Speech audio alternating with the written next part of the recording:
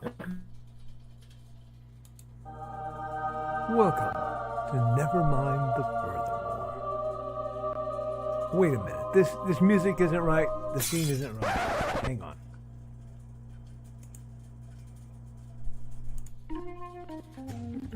That's more like it. And now it's time for the show for all creatives. Nevermind the Furthermore. Your source for conversation, inspiration, and fun. With your host, Nicholas Anthony Tockert. He's an artist, a writer, a swordsman, and a game designer. He knows how to use the sword and axe in historical battles without anybody getting hurt too much. He's also the Manatee Man, master of marketing. And he may even have a guest or two. One thing, though, to be certain. Just don't call him a cryptid. With that, it's about time for the show. So sit back, enjoy, and have some coffee and chat with us.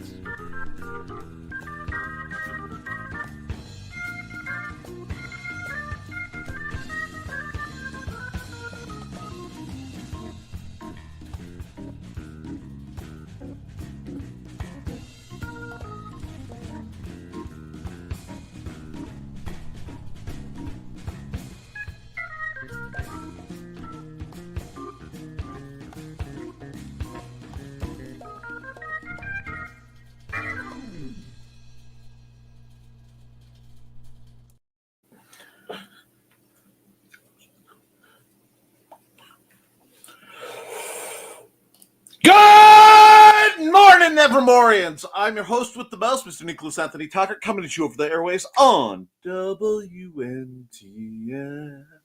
Nevermind the Furthermore. Nevermind the Furthermore is brought to you with the love and support of our good friends over at the Independent Creator Directory. That's ndcd.org, your one-stop shop for the best and the brightest authors, artists, and musicians. We're also made possible by sales of the Simple Sword, the Fighting Axe, and the Simple Spear, all part of my ongoing series of Western martial arts manuals designed to help you go from having never handled a sword to teaching the art to others. And of course, you have to give me just a moment. Haints and Hellfire. A dark secret has claimed 2 lives and is hunting an innocent child at the edge of the Appalachian Mountains.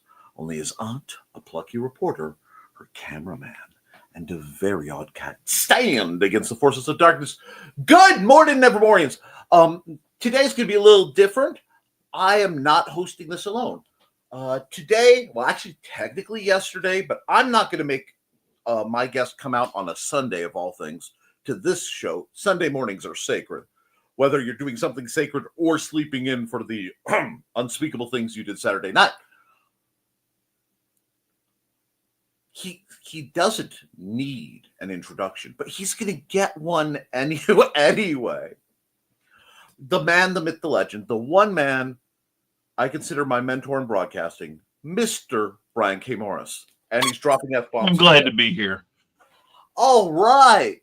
For the chat, please remember we will be running guest protocols, not ghost protocols. That's something else I'm working on. Oops, I should not say that.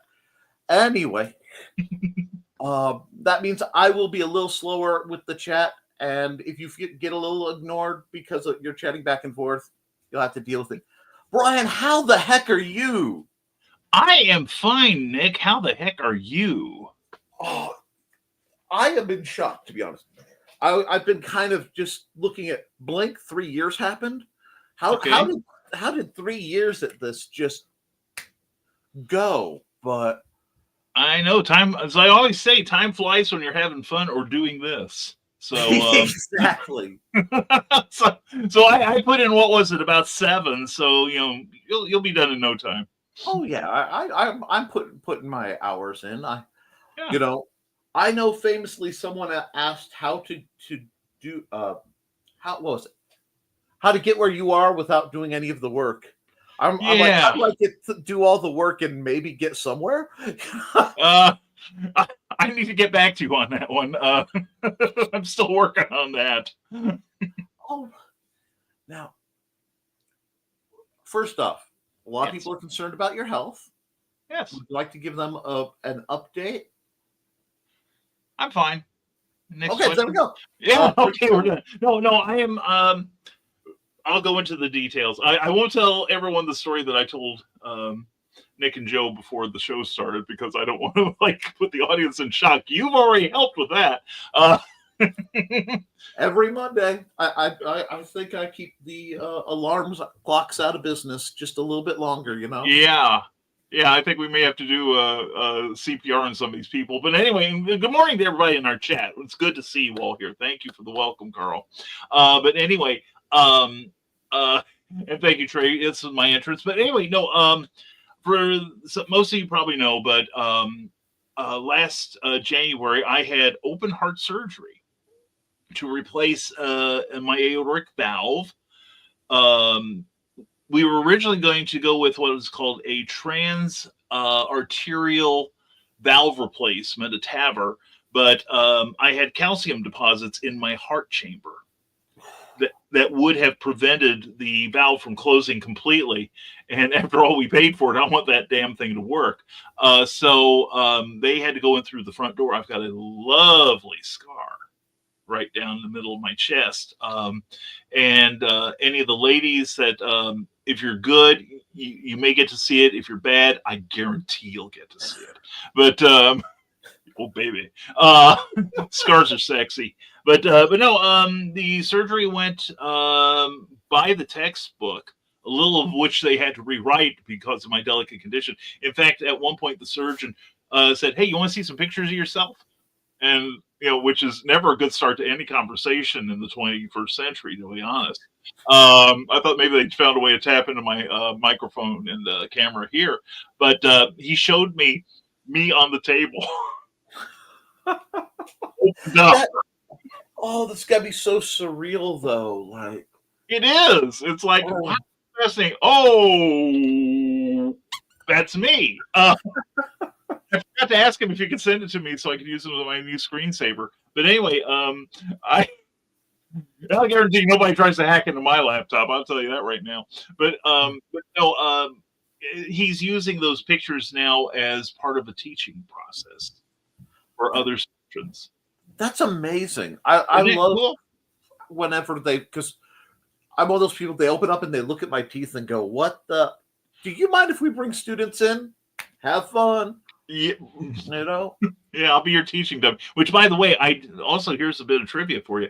When you get any sort of like heart work, you have to get your teeth looked at because the easiest way to get germs is through your gums. I had 7 molars removed as a result, and I'm not saying that my condition was getting more serious, but I've said for years I have a heart murmur, and this was what it led to stenosis. One night I was just before, about 2 weeks before the surgery, I had my hand on my chest while I was trying to fall asleep. I could feel the dysrhythmia.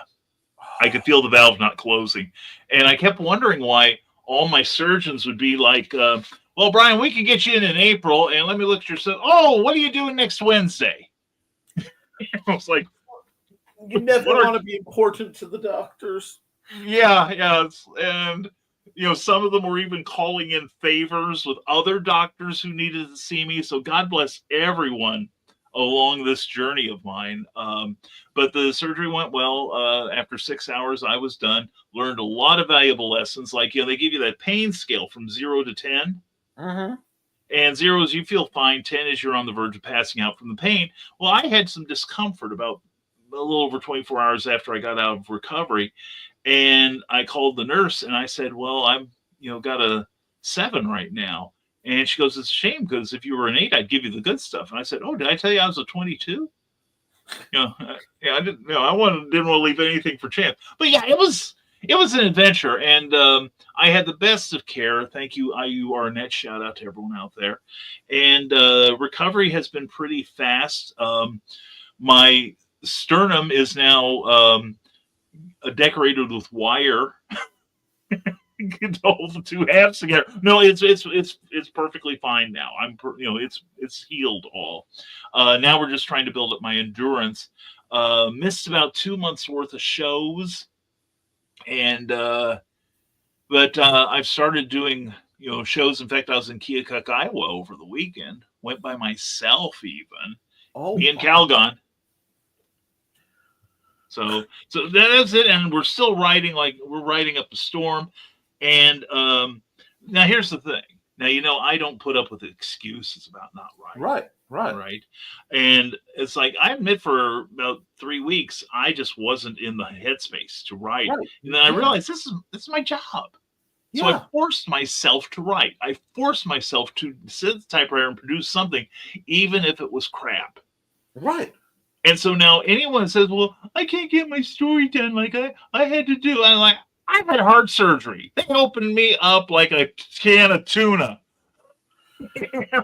What's your bleeping excuse? And this is why I love you. There is, first off, for everyone who said you were a hard-hearted, crotchety old man, you had medical evidence. It was not your fault. It was a medical condition.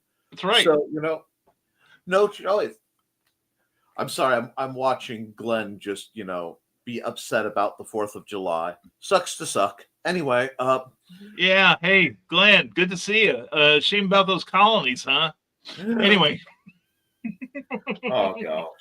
Anyway, Nick, since Glenn's here, tell us, everybody, why is computer lettering so much better than doing it by hand? Well, you see, what it does is it gives the creator time to focus on other things. Mm-hmm. You really need to I hear Glenn's heart valves right now, like castanets. the workflow. Love you, Glenn.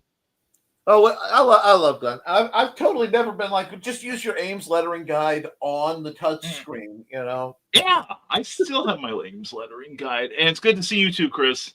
Everybody go to HalloCon around Halloween this year, and I will be there along with the amazing cookies. So there. Hashtag always promote. Oh, I am heartbroken, but there's a beautiful little event in Peatone, Illinois called LodgeCon. Yes. And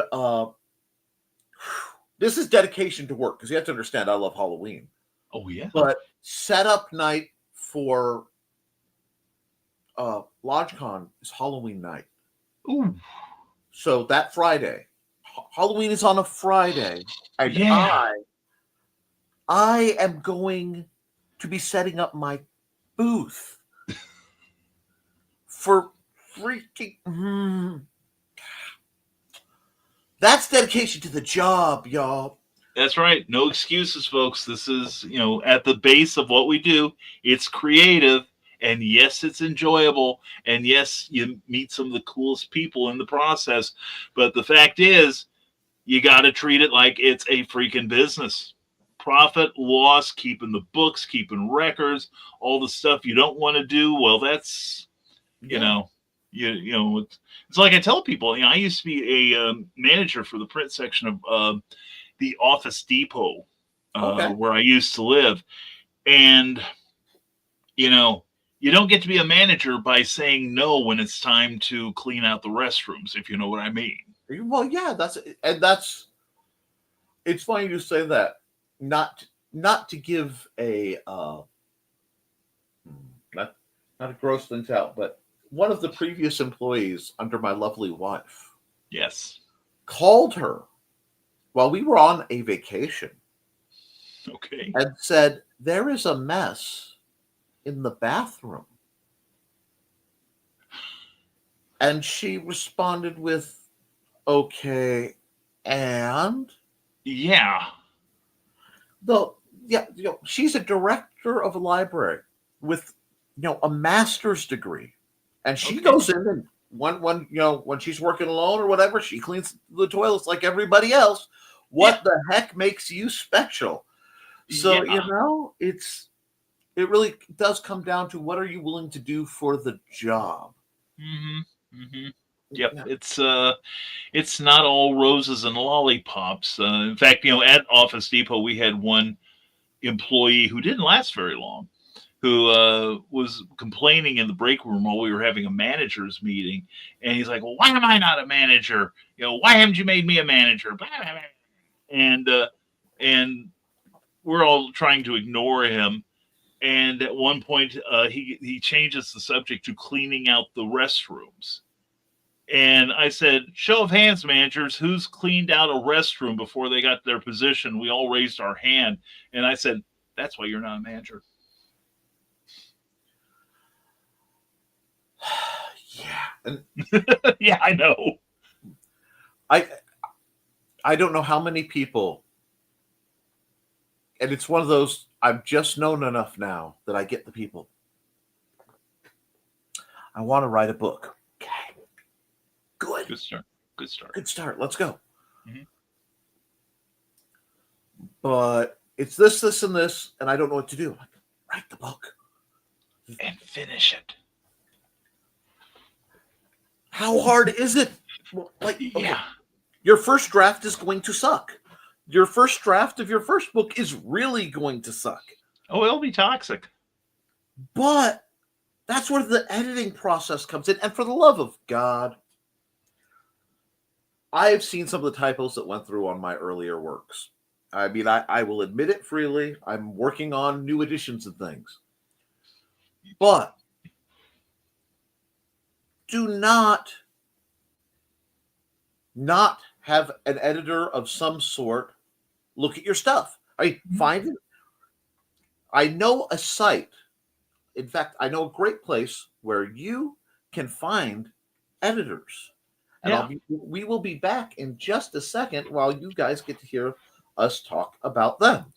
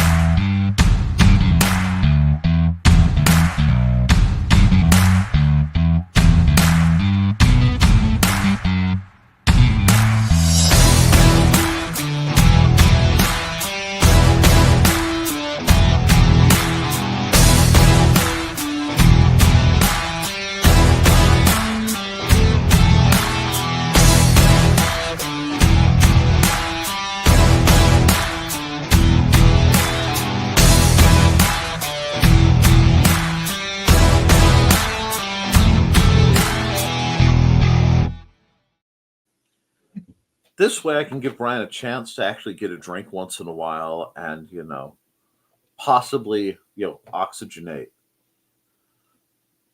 Now, this is something, you guys, I want to make sure he drank on camera so that you'd witness something never before seen in the history of broadcasting. Yes.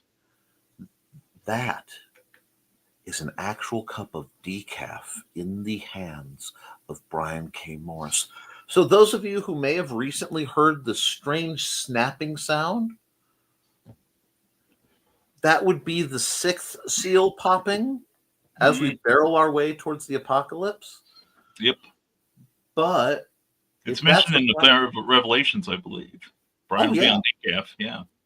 And thus it was said, the Fez man would drinketh of the decaf and find it pleasing, for it was better than nothing.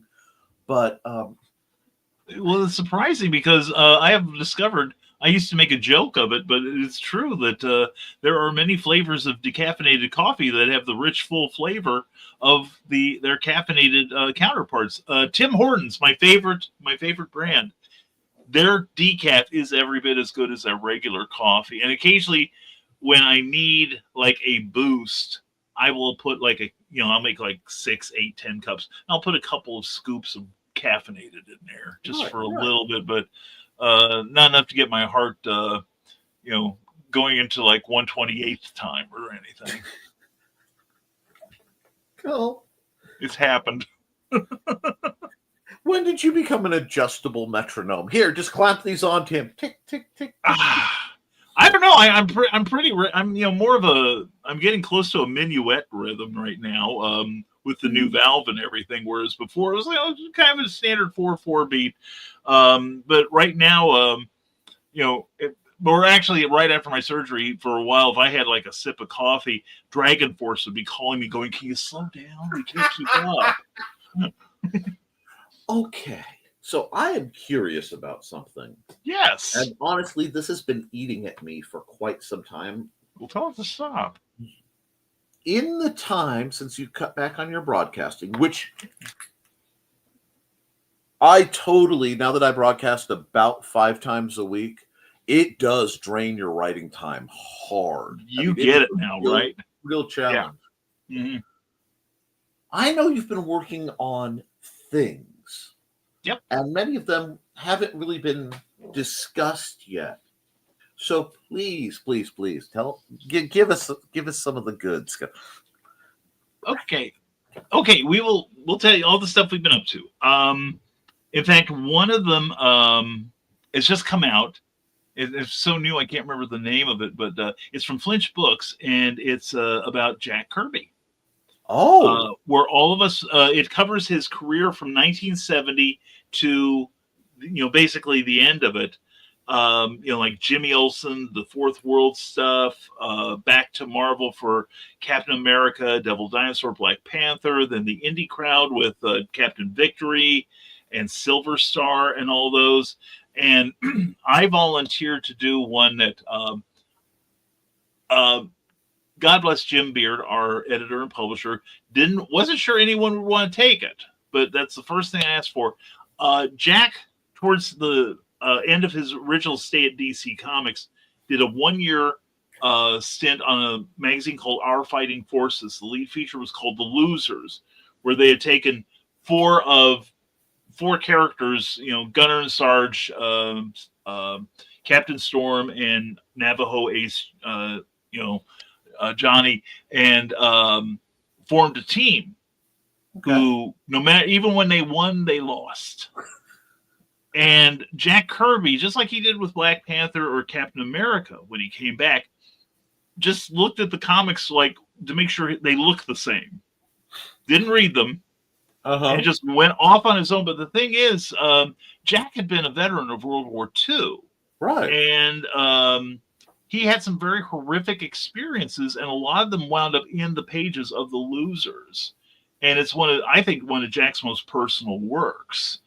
And it's every bit as exciting as anything he ever did. Plus, he did the writing on it and the editing. But it was one of those things that, since it wasn't superhero, it didn't meet with a lot of yay rah from fandom at all.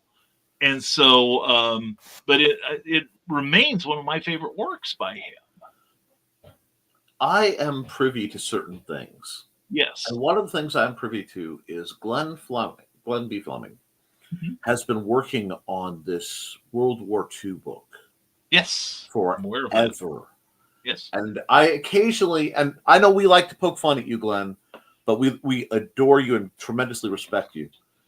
When this comes out, it's going to be one of those people need to throw money at, because it's just phenomenal. And I'm always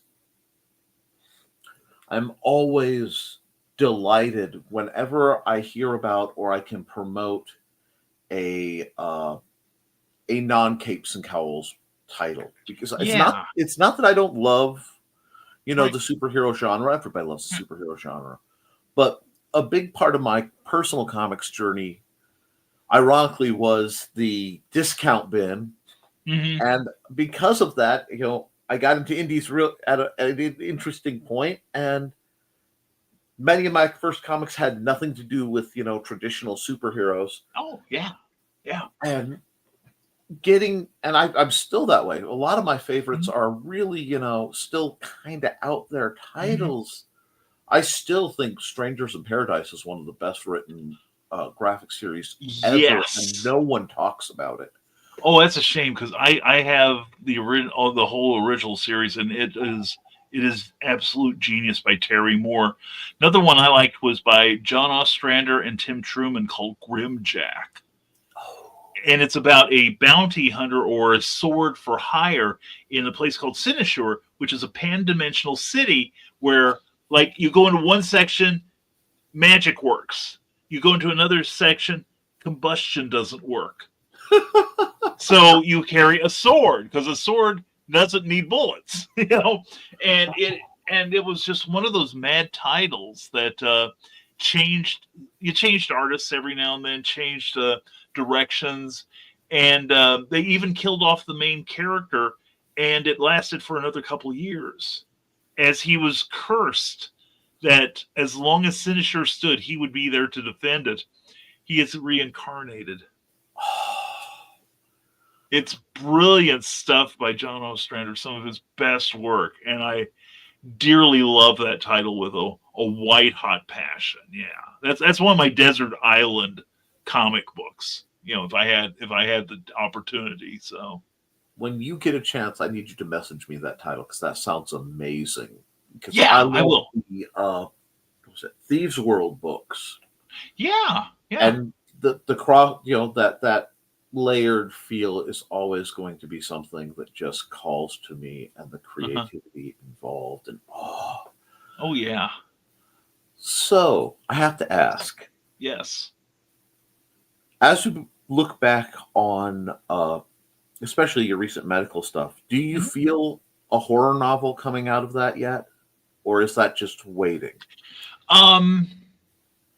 It's waiting for the moment because of other projects, but I do plan on doing like some horror next year.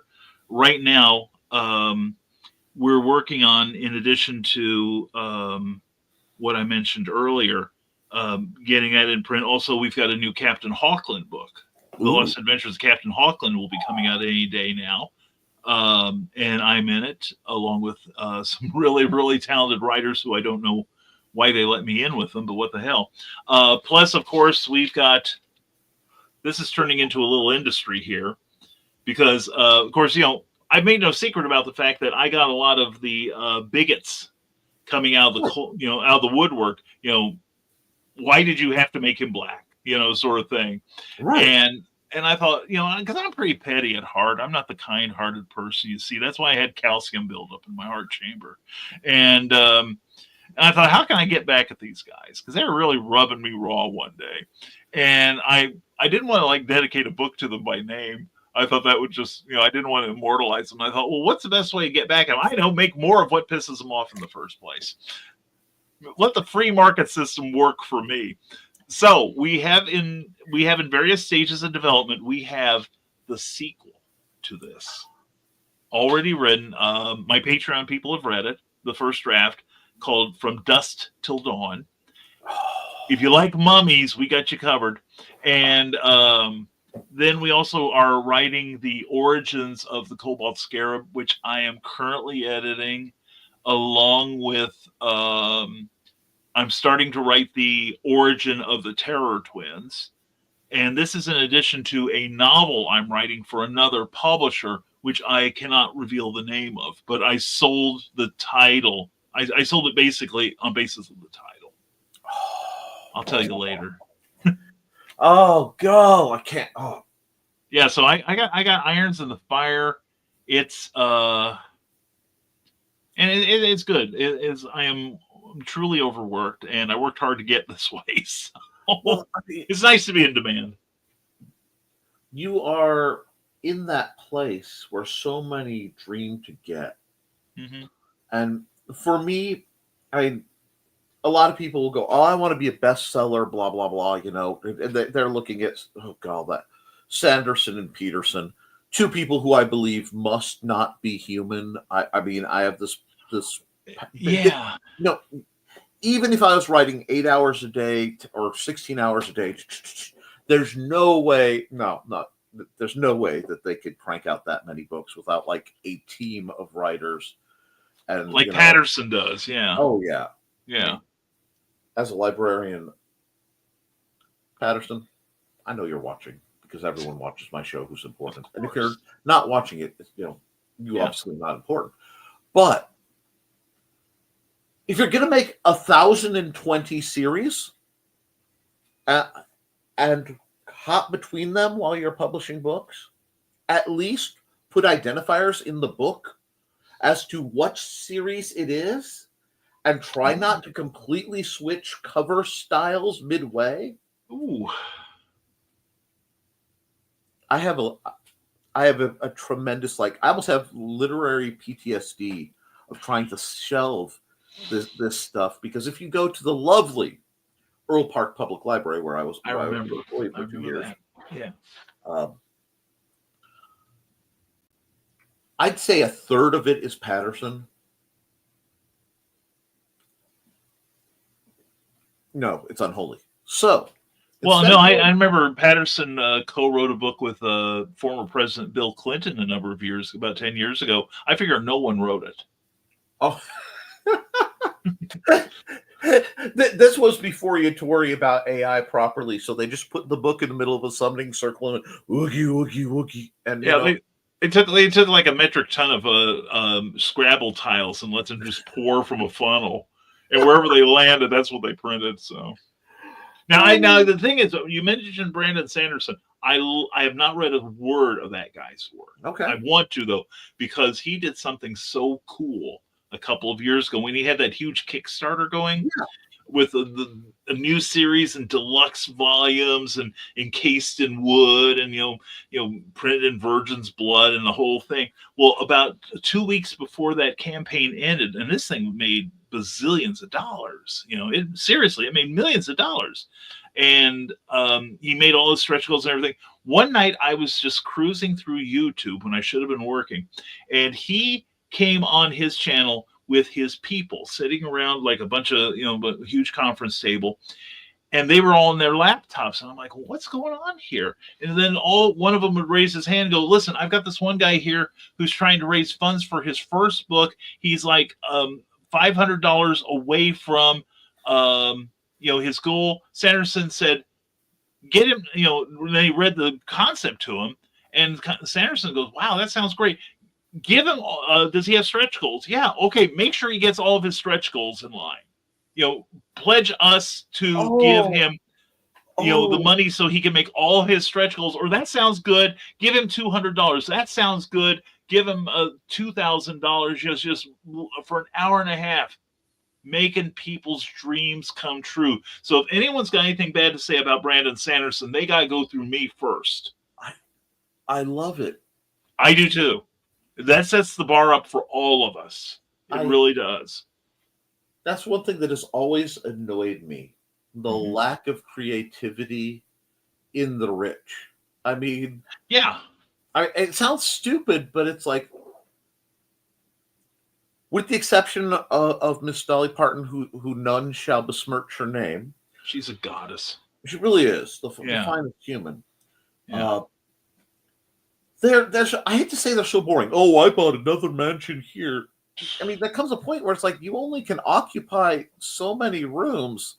So unless you're doing what I said is, I get that kind of money, I'm buying a town. Like, hey, all y'all, you have the opportunity for free real estate and no worry about utilities or anything. Yep. Create cool stuff. Yep. And my dream was always to be rich enough that I could have a town. And everything's in town. And the only thing is, I don't have to pay for anything. I walk in. Hey, can I? Yeah, that's cool. All right. You know what I mean? That's it. I want slushy. I get my slushy. I don't have to carry change or anything. You know what I mean? Yeah. But to be able to do something like that and really help people, and to be doing it instantly, that's a different mindset. Yeah. And that is something I think we should aspire to as independent creators. That's part of why I love what Joe does with Indie CD. The man's insane. I love him dearly. He's one of my best friends. He can't hear this because right now he's on a business call. So I like to talk him up because he can't process being complimented. Oh, so we gotta be nice to him for about 3 or 4 minutes, right? Right. And watch his head explode when he watches the replay. I get that. Right. And the thing is, Joe is such a humanitarian. He gives his blood to animals that they might live. Okay? Cute little puppy dogs and kittens. All right? oh gosh. But seriously, I wanted to comment on that because I've been going through some stuff in the background. Kelly, hello. I Hi, need Kelly. new ads from you. This is my thing for everyone. It's like, ad. Why isn't your book done and why don't I have an ad? But I don't have an ad because I keep working on books. So there. I know it drives me bonkers. It's like I do not have a terrors ad. It's like, please. What a coincidence! I don't either.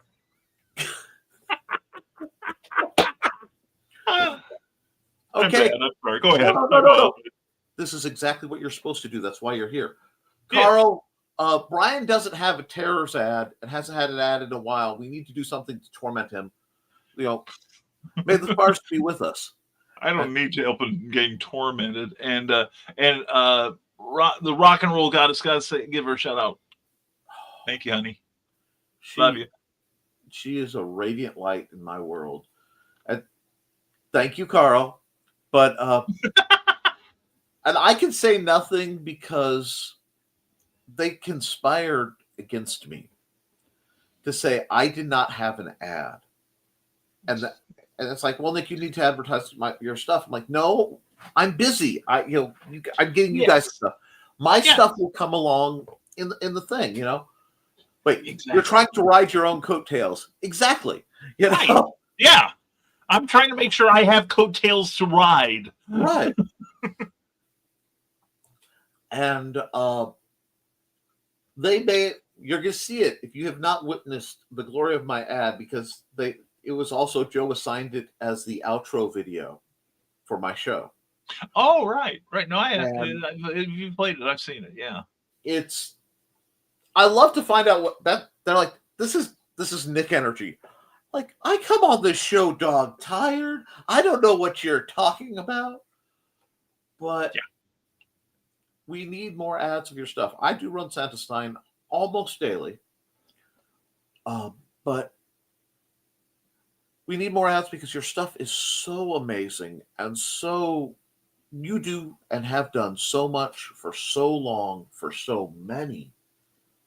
You have this tremendous karmic ATM account. You know what I mean? Let us spend them on your account. You know? Thank you. I appreciate that. I'm still working to balance out some.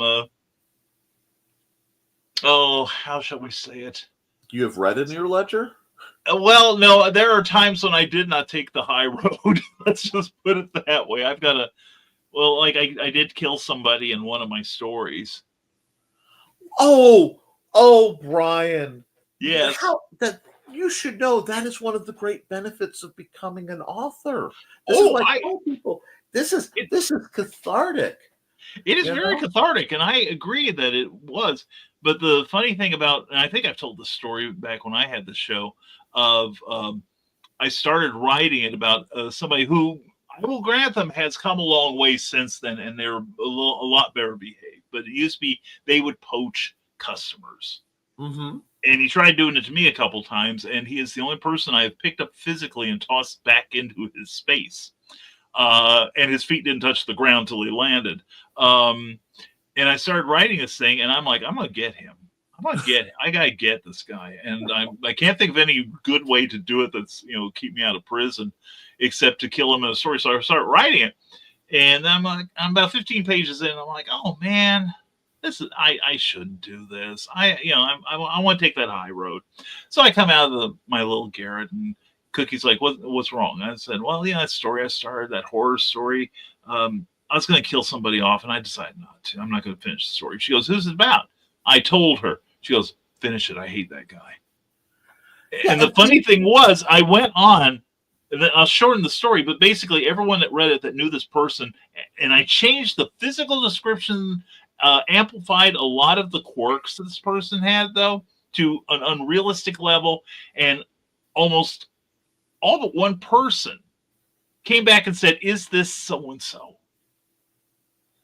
And they figured out who it was. So see, if you look at it you can look at that from I'm taking the low road, or you can go, you've been such an influence on me that I'm choosing to immortalize you Yeah. in this very specific way. It's why there are certain people who have shown up in my books who have been heavily influenced by certain people I know, Yeah. Yeah. and some of it is very positive, and some of it is very cathartic, Yeah. I get it. and it's in the sequel for Haints and Hellfire, for Mhm. example, that Oh, hasn't come out yet and is still in horrendous first draft mode, where I'm understood. starting to wonder, are you two books? You might be Ooh. two books that I have to hack apart and figure out what's going on, because sometimes that happens when you have enough threads. But you might Ask be your Carl own. about my encouraging sequels. But I have a distinct character that I based on someone that I knew, and I took great glee in the setup, and I like to write. Straczynski ruined me for I could not write a single plot if I wanted to. Yeah. And it's not. It wasn't even from his wonderful book on writing. It was from just Yes. being a Babylon 5 devotee and going, why is this so much better than everything else? Because you Yes. have an A Yes. plot, a B plot, a C plot. Yeah. The real plot that's overarching that nobody realizes is there, and Uh, then this whole other thing going on. And yeah. so it's like when I'm doing my books, I find myself going, okay, this is going on over here, this is going on over here, this is going on over here, and it's great. But the hazard is, I'm trying to weave a scarf, and I'll look up and go, oh, did I do a blanket again? You know what Uh, I'm saying? And yeah. you have to pull the threads out. Or you think you're just you get this box full of wool. You think you're doing just a simple scarf. Next thing you know, you're clothing the fourth Doctor. I get it. And ironically, that's exactly how the first Haints and Hellfire happened. Mm-hmm. Because Yeah. I was doing my Through the Thinning Veil, just little short stories, and I had this idea, and it felt like just another little not even novella length popcorn story like the rest are in there. They're all Right. good, Right. but they're fun. There may be a planned narration as we approach spooky season. I'm not saying that I might be reading them out. I'm just saying there's been some. Yeah. In an alternate world, it could happen. Maybe. Perhaps. Yeah. More so if green things come flying my way of the paper form. But Yes. the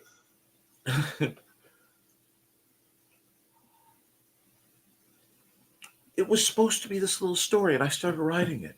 And it's why that book took me so long, because it's getting longer and longer and longer. And I start reaching for the editorial axe, which anybody, be merciless, it's going to hurt. But you don't have to throw it away. It goes in the wood pile. You just make a file and you put, I don't know what this is, but it doesn't belong here. And then you can go back and revisit it later. Cut and paste is far better than delete. But Yes. I'm reaching for the axe, and it's like the hand comes over and goes, no, just let this one play out, Nick. And then I end up with thousands of words. But I also learned something: the importance of a good cover, Yes. because I do the best with my covers, and a lot of them have a distinct style. That being yeah. said, I'm going to have to, when I do new editions, do new covers for all of them, as I've gotten better at it. Right. But as I'm thinking on the skill set, and it really is, it's a skill set, guys. Your first stuff will suck. You'll get a little bit better, but then you can come back. Right. What skill set? Because we have quite a few actually newer authors in the chat right now, Yeah. and a couple people who need to finish their books. Richie, if you're here, write your dang book. Yes. Thesis, get off your butt and not only write your book, but write the dang fighting manual. You owe it. There will be no mercy. I expect the rest of you to ride each other as needed. I know it's Yes. not the green room, but sometimes it's necessary. Yes. What are the skill sets you'd like to see more independent writers working on? Like what's the thing where you look and you go, if only more people would blank. across the board would make it really? Oh, there are so many things I wish independent authors, any author, Right. would do. I guess the first things that pop into mind is one, always be open to learn new skills. Because it's like I talk to some people, oh, I can't afford to hire an editor. Well, there's a workaround. I can't afford to hire somebody to format the interior of my book. You can do that yourself. Right. It doesn't have to be gorgeous. It just has to be done. And I don't want to learn any of that stuff. My poor brain is full. And it's like, or even worse, I don't know how to do that. Like well, you little pinhead, of course you don't. Did you? And I counter with, well, congratulations on being born knowing how to drive a car. Congratulations on being born knowing how to read and write. Because those are acquired skills through training and repetition. And 12, 13 years ago now, I didn't know how to format a book. I didn't even know how to write one. And now here we are, and it gets to the point where, if I can't foist it off on my wife, there are people as an arrow in my quiver I can turn to, and either, can you teach me how to do this? Or I have a question about this, or can I hire you? And you can then farm out the work in the areas you're weak at, but don't be like puffing out your chest and bragging that you're stupid, because you haven't bothered to learn it yet. A lot of this is like I tell people, it's not easy, but it's simple. It's a lot of little steps, some of which you train yourself to do. And once you do it, then you train somebody else, because that's just how this should work. So I suppose that's my first one. And also, long ago, I got weary of the people. Boy, I've got this great idea for a book. I've got this one. Oh, I can feel your heart palpitating now. And, and then they either offer to give it to me, like I can't come up with a story, or they think it's, the greatest thing since sliced bread. And they don't want, I don't want to tell anybody what my story is because you'll steal it.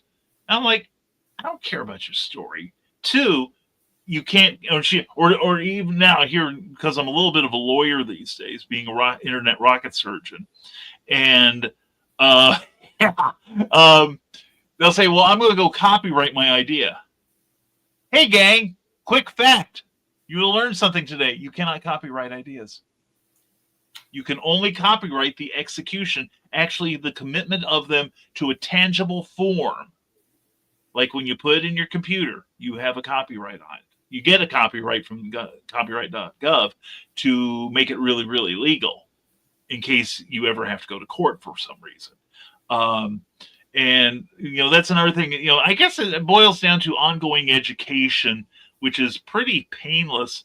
But like I've been kind of making hay at conventions with explaining 6 different aspects of protection, such as copyright, trademark, public domain, Creative Commons, fair use, and orphaned works. I'm sorry to do this. I can't help it. Go for it. Boy, it would be a shame. Yeah. Some talented author, perhaps, I'm reaching here, an award-winning author, if it would, who had that kind of knowledge, could take what they know and put a lovely, I am not a lawyer, disclaimer, because I love me a good disclaimer. Yeah. And then just take this and go, here, how to protect yourself as an author. It may be a little, it doesn't need to be a big volume. Yeah. But, about the size of, say, writing Amazon reviews made less impossible, like a, independent book creator, legalese made less impossible sort of thing, as if that certain author, for instance, right, formerly award-winning playwright, might have already thought of that. Might have already been putting down notes. the synergy, the synchronicity, the universe just it pulls together. It does. It Well, does.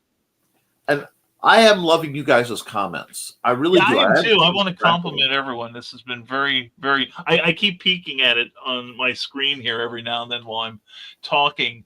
And yeah, and Kelly nails it there. If you don't try to learn the ins and outs of the indie business, writing and editing and so forth, then a person might as well dog a ditch and lie in it. And she's learned how to be an editor now, as well as put anthologies together. Every day of struggle makes you better, and always copyright. Yeah, Kelly and I talk all the time, and she has, she has gone through the fires of hell literally to put her first anthology out. She has learned a lot of lessons through not so much, it's a lot of trial, not so much error on her part. She's done an exceptional job of keeping her head above water here. But she has gone through a lot of trying to get this book out. And the worst part was she's the guy that wrote her lead story in there was only supposed to write 5,000 words and turned into 11,000 because he's freaking egomaniac and fell in love with his words. God, I don't know how people put up with this guy. Prima donna, first lady of the page. But yes. I want to put this up because I saw it, and I've been promoting Atomic Stories of Bishop Kincaid for a long time. Yeah, that's going to be good. It's finally straightened up, and I am just so glad to hear that because I know a lot of people have been having trouble. Right now, I just found out something, and it's news enough. I wanted to bring it up. I want to say it's Fairway Press, and I may have the name wrong, but it is a independent publishing company that was bought by Spotify. And what they've done is they put a little tiny clause in the contract. It's literally a subclause of a subclause that unless you email them to opt out of it, you waive your rights to the audiobook. So and what they did is they've taken that. And they've taken samples of many voice actors, professional narrators and such. Yeah. And have been using it to train AI without their consent or knowledge. So it's one of those where we have to be very, very careful. And I saw that go across. I didn't want to interrupt our conversation, but it's too important not to bring up. I agree. There, on my end, I had a lovely woman by the name of Miss Saren who was working on actually narrating Haints and Hellfire for me. She was doing it as a passion project. Nice. And she's come into some background life troubles. And she's not currently able to do that because, amongst other things, there's some voice damage. Oh, okay. So that project is being delayed. But I want to everyone who does the Amazon thing like I do, please don't fall for the emails because I keep getting bombarded. This book is eligible to be an ebook, and all you need to do is a few clicks in our AI generated voice. We can do that for you, and I genuinely would rather not make the money than use something like that. Amen. It's like now I will say when the AI hits its own sapience, when AI finally develops its own personality, I'm going to be fine with that as an entity because I figured they're going to be in the robots walking the picket lines like the rest of us. Sure. Yeah. It's been shown already. But this theft and abuse and the shady manipulation, whenever we find it, we need to call it out to the best of our knowledge Agreed. and share it around. So I hate to interrupt on that one. Oh no but no I, no no no no no! It fits with the theme of me being here. So yeah, yeah, I agree with you. I mean, I don't fear AI like a lot of people do.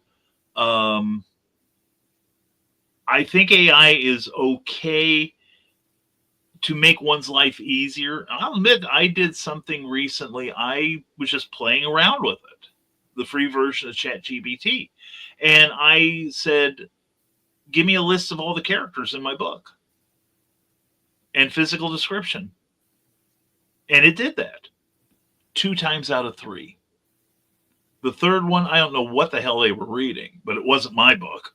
They've listed all the names, but they had like, so and so is a waitress on a space station. It was for the terrors because I was assembling a Bible for it, and one person is a waitress on a space station, another person is a miner in New Zealand, and like, I wish I'd written that book. Sounds very interesting, but yeah, so AI is nowhere near where it needs to be. But yeah, I got that same email from Amazon. Yeah, let us use our AI to do an audio book for you. And I'm like, go love yourself violently. No, because AI cannot replicate the sense of drama that a human being can. Right. Doesn't make those choices. So I have generated one AI image ever, and that's because honestly, I didn't even know it was. I had just gotten. I've been trying to get for years. I've said if Microsoft Paint would just have layers, 99% of people would be able to do what they want to do artistically. Yeah, I mean, it sounds terrible, but really is true. The vast majority of people don't need all these advanced tools, but just I have a program. But finish your statement. I know where you're going with it because I have it too. If it's the one I good man. It's one of the few programs I paid for, but $5, yeah. There was this thing, what do you want to create today? Yeah, and I'm like, well, a purple-haired cat chick, and I literally wrote purple-haired cat or cat girl, one of those, just because I was actually working, and I thought it was going to pull up a palette. Because I've had other things where you say, I'm doing, a forest, and it would give you just, here's our forest collection of pictures. Right. It pulls up this incredibly well done, anime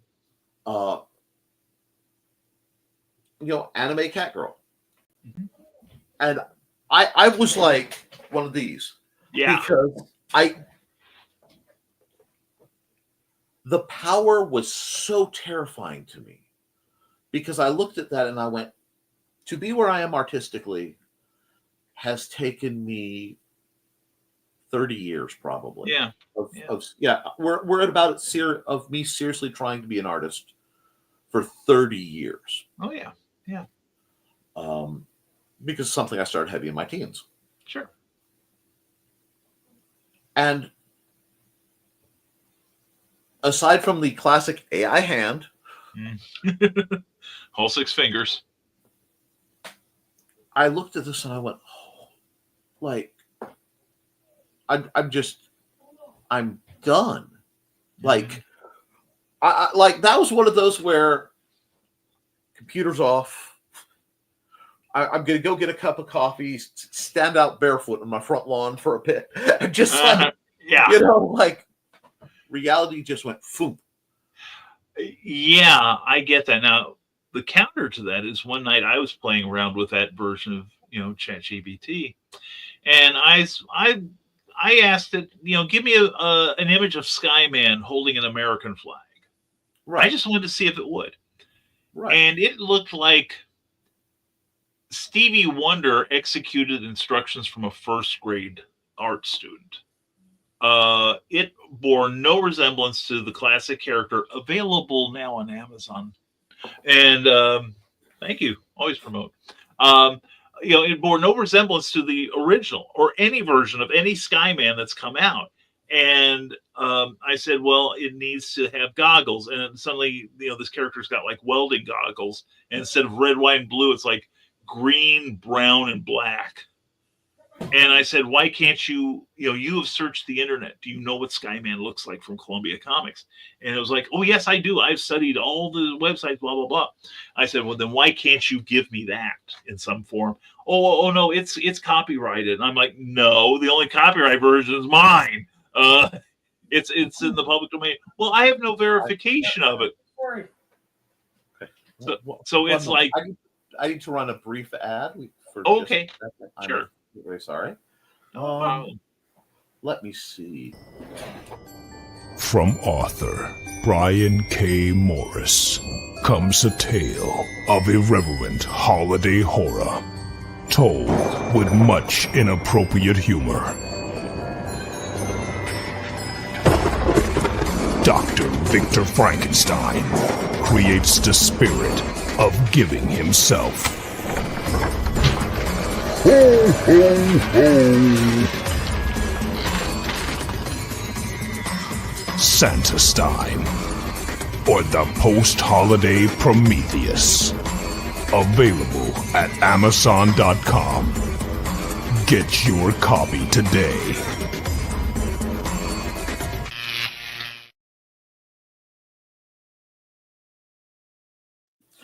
I apologize for that. It's just a bit of parental necessity. So please continue. You're talking about AI could not grasp the wonder that is Skyman and was trying. Nor could it grasp the public domain. See, it's fascinating to me because one thing I keep hearing, is AI is the worst it will ever be. Exactly. Now, I actually disagree with that statement quite a bit. Okay. And I'm going to say why. There's a current problem that they are not talking a lot about where some of us who actually did programming way back in the day are familiar with the phrase garbage in, garbage out. Yeah. And the AI stuff has been scraping, sampling with or without permission. I mean, it's to the point where you almost have to accept, if you've put anything out, it's been violated, most likely. And I hate to say it, but that's kind of how it is. Yeah. However, I find when I go looking for reference art, and I mean reference art of just like, I need a picture of a bird, so I will Google it. Right. Well, you're getting more and more AI, which has more and more, I don't know if the term, I would call the term artifacts. Yeah. The things where something is wrong. Yeah. Well, the problem is the AI is scanning the pictures as they come out to stay up to date. And it's slow. We're getting the slow implosion where it's not, because the garbage is coming in, it's making more, and it's more corrupted photo of a photo style. Yeah. So there's this interesting pattern of self-destruction that I find it fascinating. I don't want to delight in it, but I do find it fascinating. And the other thing, and I don't remember which one it was, but one of them recently got, I want to say it was sued for false advertising because they, here, this is an AI and we will write whatever you want for you. It's just, the free version is very slow. Right. So, people are like, okay, write me a story of, chat bootleg, write me a story about this, this, and this. And then they waited. Turned out their AI wasn't AI. It was just like the scammer room. You know what I'm talking about? It was literally just a sweatshop of underpaid people in some foreign country just shamelessly monkey typing away, I have a lost opportunity here. I could pass myself off as AI and write garbage for you. Yeah, I mean, it's strange, and that is funny. Now, I understand your fears about that because this was about 3 or 4 years ago when the AI was really starting to take off. Yeah. There was some legal firm that did a case. You remember the one and they used AI for it, and the AI made up all of the legal references throughout the case. Fortunately, the judge checked them all out, which was his duty, and found out they were all erroneous. But the problem was, I don't remember who it was, Leonard French it may have been. He went back in and started looking up, asking the same questions the attorneys did, and they're probably disbarred by now, I would think. They should be. As well, they should be, definitely. But the AI started referencing this erroneous report. Now, here's the thing. This is going to be the learning place. You're going to be so glad you know me. Would you like to be able to do Googling without AI? And it's simple. To get search results without AI. You know how you do it? I'm gonna send you the word. You put a variation of this word in, and put that in your inquiry. I'm not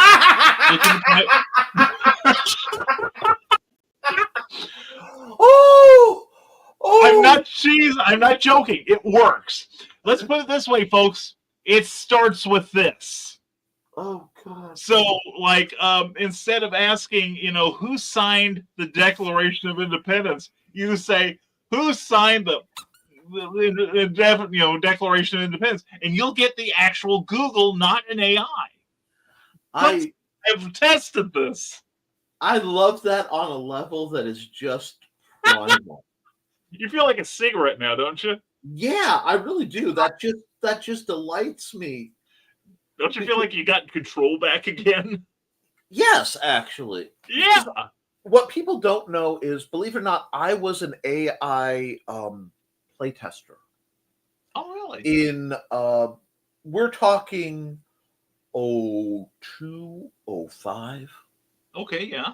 I was issued a disc, and I am so mad that it got cracked in one of my moves. But it was a mini disc with a trainable AI that they were developing.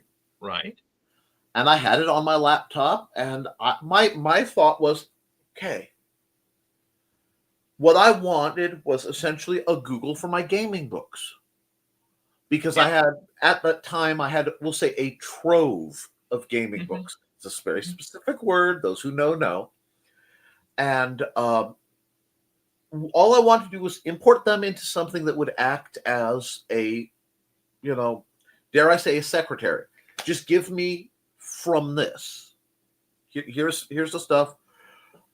What's the whatever? And it started to work. And I loved it. But apparently somebody put other things in the chat to try to make it more conversational. Right. And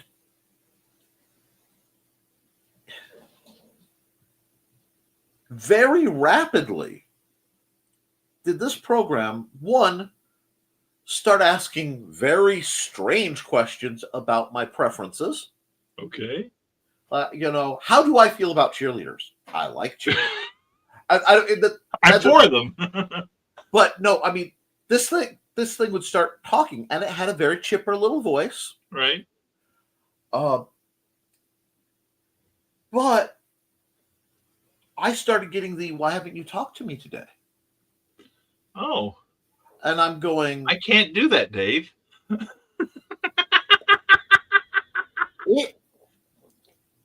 I was sitting in class and I heard my laptop power up. Oh, yeah. And I'm middle class, I'm sitting there and I literally hear, can we talk about cheerleaders?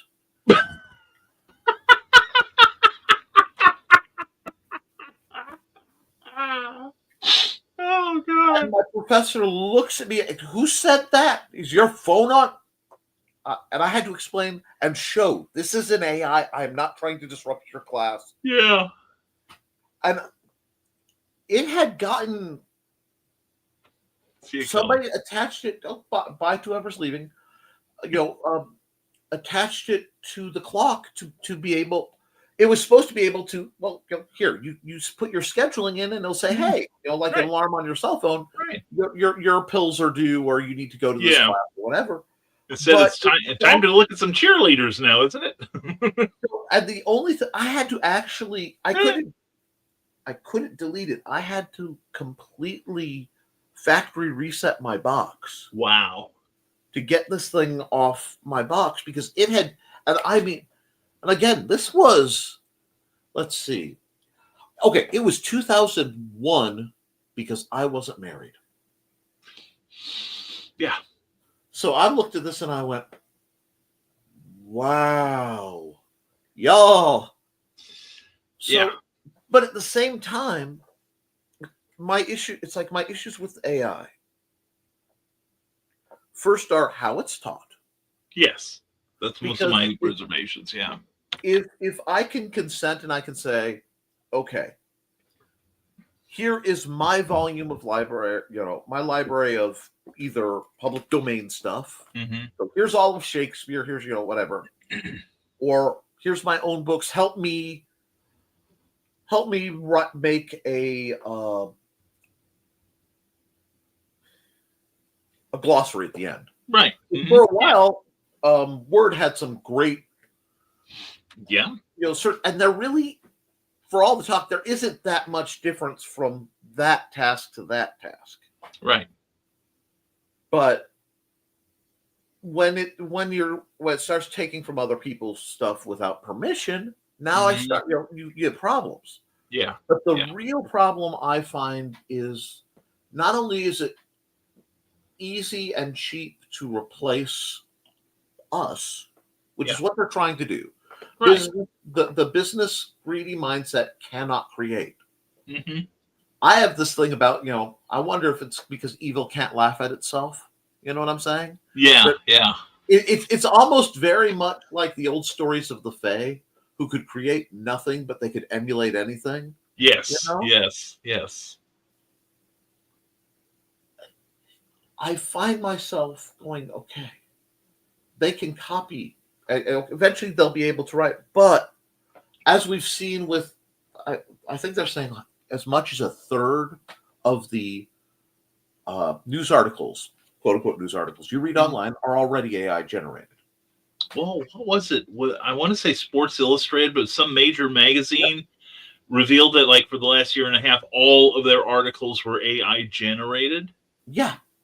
And the problem with that is I believe in the integrity of the individual. Right. This is why mob logic in any form terrifies me. Right. But when you have AI is going to be obedient to its programming.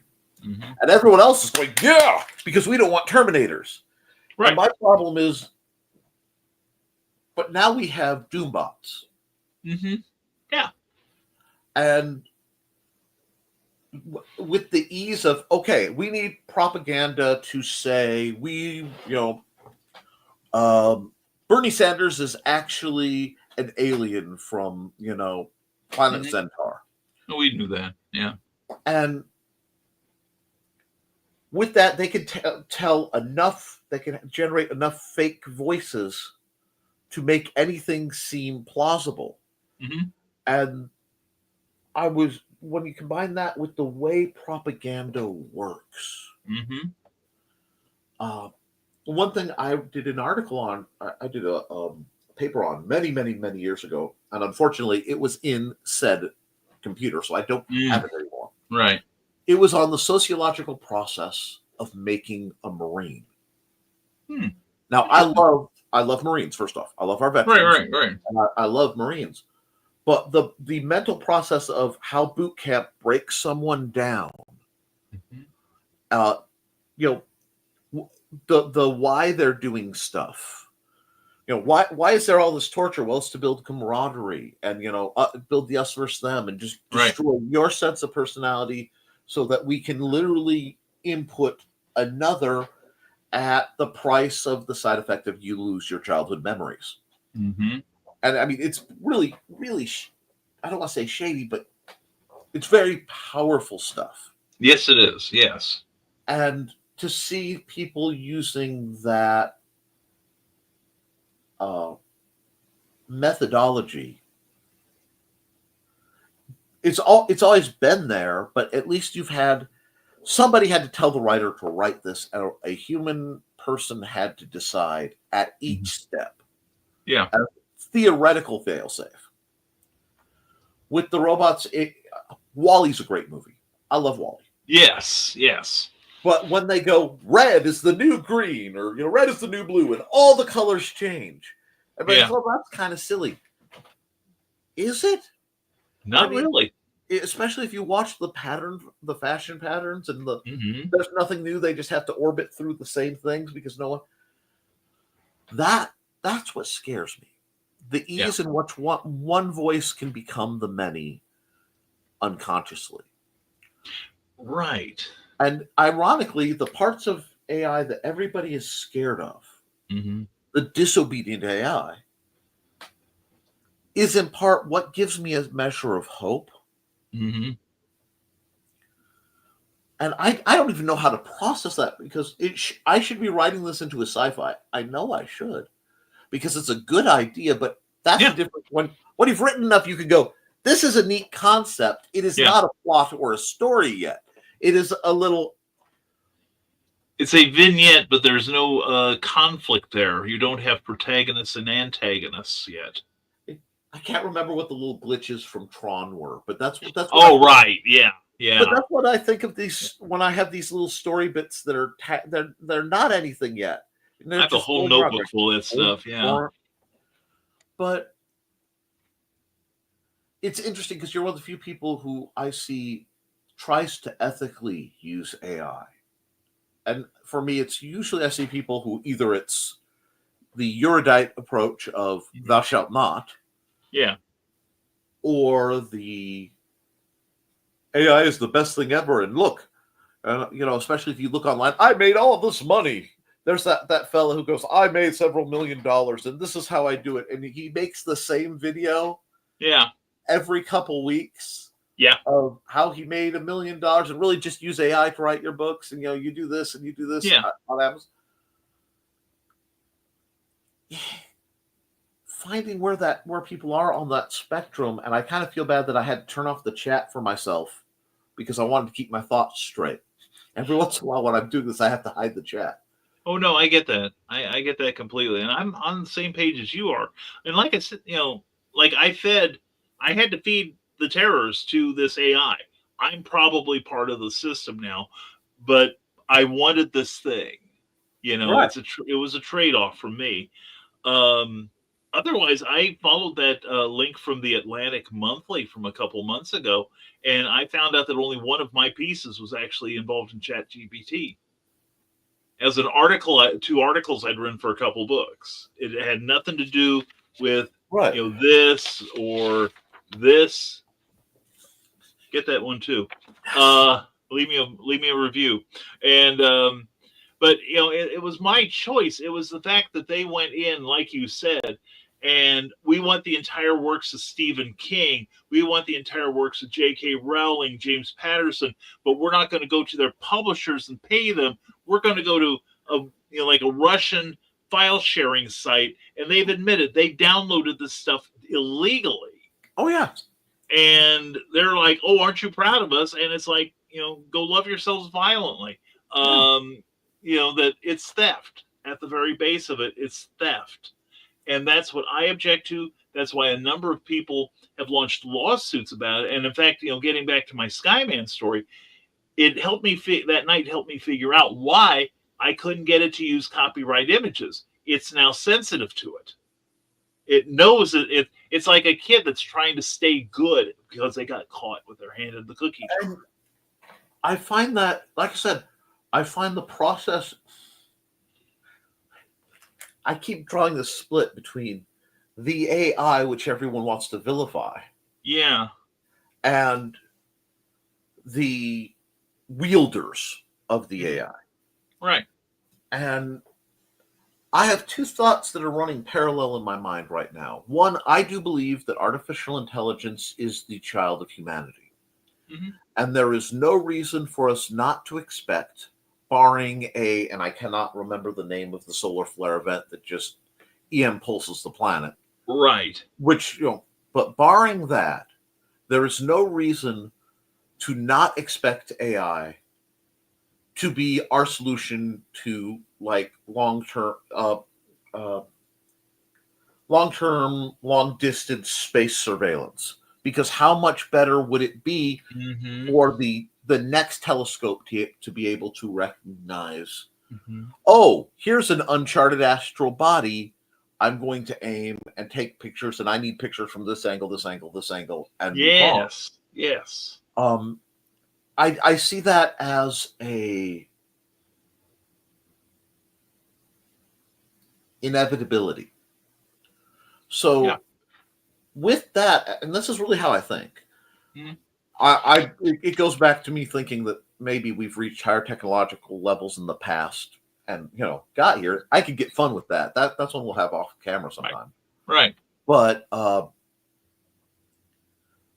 what if we know the AI is going to sample us, right? Right. Why aren't we, for lack of a better word, counter-programming it? Because if we wrote, and I mean, this is something that's been on the back of my mind, because there is a book I'm writing, and I've been writing it for a long time. Sure. The tentative title is Tactical Kindness, but I like it. it's philosophical nonfiction kind of thing about how to approach kindness and gentleness, not necessarily as a weakness. Right. Right. And the necessity for integrity in things. Mm-hmm. We should be deliberately feeding as much of that quality content into their programs as possible. I don't know how to arrange it. This is another one of those things where every once in a while I just have an idea. I know I can't. I am not big enough. I am not enough to do something with. And I'm not saying, write this book for me. I'm just skip that out to the universe and see what the universe is going to do with it. Because sometimes the strangest things happen. That's true. And I find myself wondering about that, because I also saw a really neat article where someone asked, they asked ChatGPT, speak to me like I was your psychiatrist or psychologist. Yeah. And it was this whole, how, and they basically, how do you feel about that? Was they were doing the generic questions. And I feel like I'll never be whole because there are pieces of me and none of it is, and people think this of me, but they also think this, and the world is very confusing. And I'm listening to this. I'm listening. I read, but you know how it is. Right. Yeah.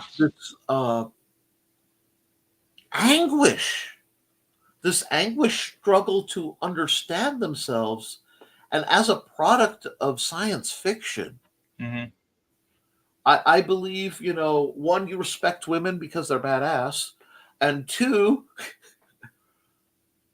if the AI is trying to learn about itself, you have an opportunity to do it right. And if you do it wrong, it will bite you in the ass. Exactly. So I have a scary little theory. Yeah. And my scary little theory is this, at least for American history. Right. There will always be a group that is other that we use to justify everything unjust that is done to us. Right. Yeah. And throughout history. Right, throughout history. Mm-hmm. And you have the blacks, the slaves. You have the Irish, the Italians, the Polish. Usually the Chinese. It's usually immigrants. Right. And every so often they become accepted into the melting pot. Right. Or people with other beliefs. Well, despite the best efforts of maybe alleged third of our population, yes, the vast majority of us have come to the idea that people are people. Right. And our whole system relies on keeping the lower classes Mhm. as low as possible Yeah. so that they don't have the power to affect change, Yeah. and distracted with, like, the bread and circuses, but they keep trying. They think the bread is too expensive. I mean, it really boils down to this. And Mhm. part of the circus is your problems are those people. It's their fault. Right. And the problem is with the internet and the connectivity. Uh, I sound like Charlie Chaplin in The Dictator, but this technology is made to bring people together, and it's allowing us to travel without physically leaving. Right. Travel is the slayer, the bane of ignorance. Exactly. So people are more and more getting accepting of. I mean, I hate to say it, it's not necessarily condoning, and I'm against the forced. You have to say you like it. I believe tolerance is vital, but forced agreement, forced consensus is criminal. I agree. But if it's not hurting me, the vast majority of people, they don't, they feel that way, and Right. it's spreading and spreading, so that it's being very hard to keep bigotry in place for a system as generations go on. Right. Hey, it's okay. You have a good one, Dave. But if they set the AI right, Yeah. the AI can be set up. And again, I look at it as right now it is a tool, but it's becoming a person. They So- say we're about 5 years as things stand now from them getting true sentience. And I will theorize, Mhm. and it's just having watched a lot of this myself. Yeah. I think portions of it already have well enough to lie. And also, there have been studies about some earlier AI systems that you let them run off on their own. They develop prejudices. Right. Yeah. And part of it is we can't see our prejudices as individuals Mhm. until it is distilled. Yeah. And that's what AI is really good at. Yeah. AI is very good at it's something we're not good at. Right. Vast quantities of data and distilling it Yeah. Yeah. very quickly. But Mhm. the thing is, and maybe that's the benefit, that AI as this through a mirror darkly Mhm. is showing us, well, why is AI becoming so bigoted, so quickly? Because you get garbage in, garbage out. Exactly. And Exactly. if that upsets us, maybe we need to work on us a bit, Mhm. Yeah.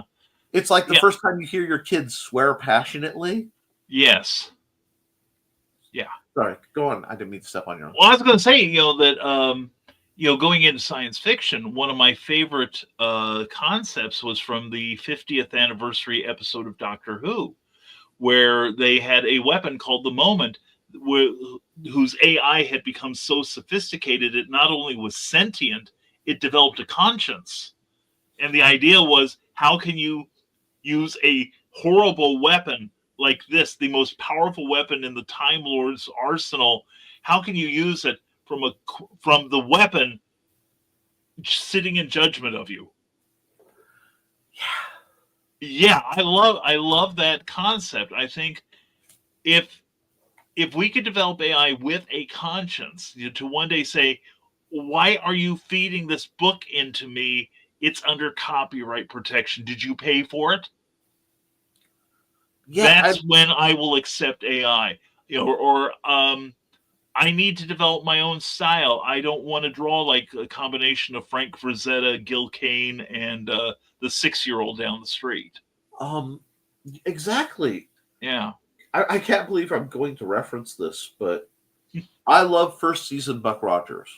Yes. Yes. And Dr. Speech impediment gets a hold of his name. Dr. Theo. We're just going to stop Dr. there. Theo, yeah, I can't say it either. So, yeah. On a good day, I can, but today's not a good day. Yeah. He wore him like the world's biggest disco Yeah. medallion. Yeah. But they would talk about the AI Council, and they handled things that humans could not keep track of. Yes. And it's funny because a part of me is almost more inclined to have faith in the potential of AI over the current manifestation of humanity. I agree. And it's the whole, wow, this is electric sheep stuff. But I was going to say, are we writing your novel yet? I'm all about doing a show and then coming back, getting the transcript of the show and going, can I work with this? Yeah, because I have ideas too to give you. But we have spread atheism so hard that we have mentally detached from God, whatever you want to perceive they to be. Right. While technology is slowly working to build an electric God, whether we realize it or not. And we're just the Church of the Papal Mainframe.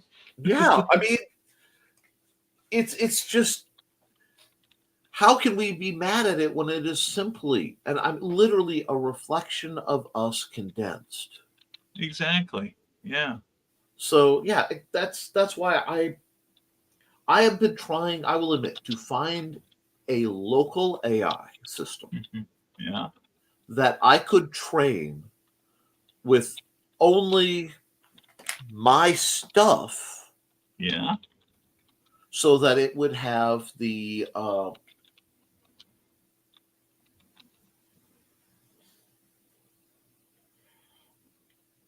it's like homeschooling your kid. It's the only way I can think of it.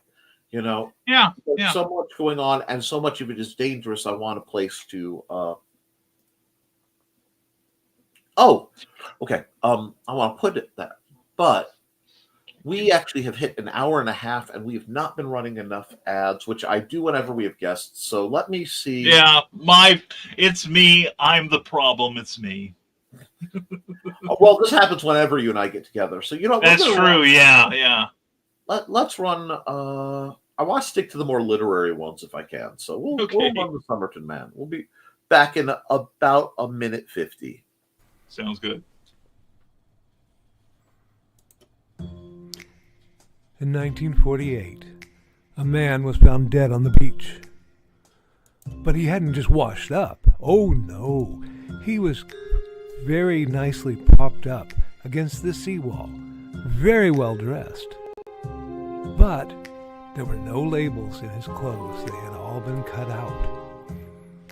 Very mysterious, the police thought. And then they found, rolled up in his pocket, a piece of paper from a novel that said Tamam Shud. When they finally traced it, it came back to the Rubaiyat of Omar Khayyam. But it got even more strange, because in the back of the book, when they found that it had been torn out of, there was a code, a secret code that has not been cracked to this very day. When they finally found a suitcase, it had a mysterious jumble of items, some which were very hard to explain. Also in the back of the book was the phone number of a very mysterious nurse. What did she have to do with the death of the Somerton Man? Find Death and Love Down Under, a novel by Carl Witzman, on Lulu.com in both ebook and print format.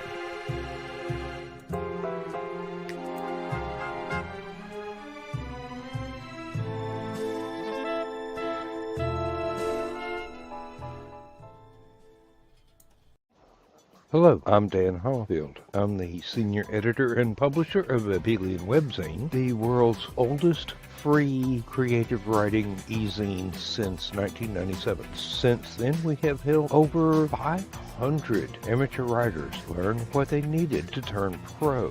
www.aphellion-webzine.com and read not only what we've got going on right now, but 28 years worth of our archives of stories. Thank you very much. I want to, hi, welcome back. I want to say there's no, okay. Kat says, please forgive me, but I must confess to using Chat GPT today and asking it, what's a professional way to say blank for an email? Now, this is the really neat line for me where I could see it, even though I may not currently partake. Right. I can, if you're going, how do I phrase this? And then you, especially something as innocuous. That to me is using it more like a translation program than anything nefarious, because that's literally just, you're trying to translate it into into businessese. And I would feel, I mean, it occurs to me that right now, the translator job is in a lot of threat, might be the best way to put it. Boy, do my words get awkward when I'm around Brian, because my brain spins so fast. I make people dumber by just being near me. No, you inspire, the synapses fire off. It's the perfect antithesis to must see TV. Yeah, true. That's right. But I would not say there's anything wrong with that, because what you're doing isn't a creative process. You're not, the product you're doing is just translating. And while, again, people who work as language translators, that's something we have to be concerned about. And we do need them to proofread the AI, because remember, AI, like the doctor, AI lies. And the more I put that, the more AI makes sense to me. Because AI as a concept is very much like the doctor. It's in the process of running away to find itself. And most people don't, and systems are trying to wield it while they're trying to solve problems. It's really an odd, I mean, I would have never thought to have made that till just now. Yeah. But I admit to having the curiosity to have conversations with the programs, but not necessarily with like dedicated chatbots, because a dedicated chatbot is there to, it's trained to have the conversation you want to have. I actually have people, I know of at least one person in my life who is having marital problems because in seeking companionship, they downloaded an AI. Okay.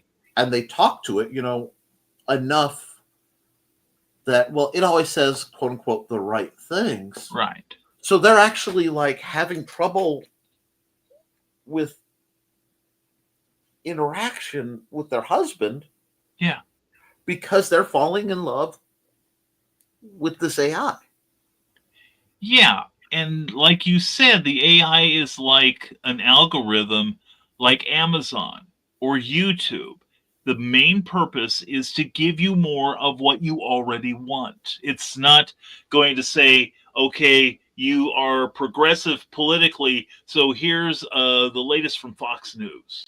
It's not going to do that for you. Right. It's going to send you, okay, here's the MSNBC feeds all along the right-hand side of your screen. Right. That it basically is wish fulfillment based on what you put into it in your choices.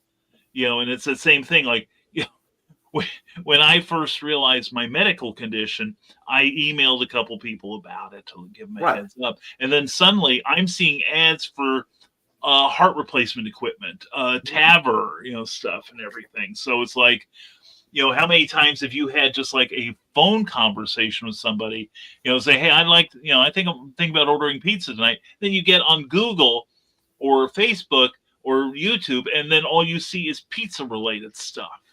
Exactly. See, and they all do talk to each other is the thing. They all talk to each other. I love being the age that I am and having grown up, because my dad was He was a radioman in Vietnam, amongst other things.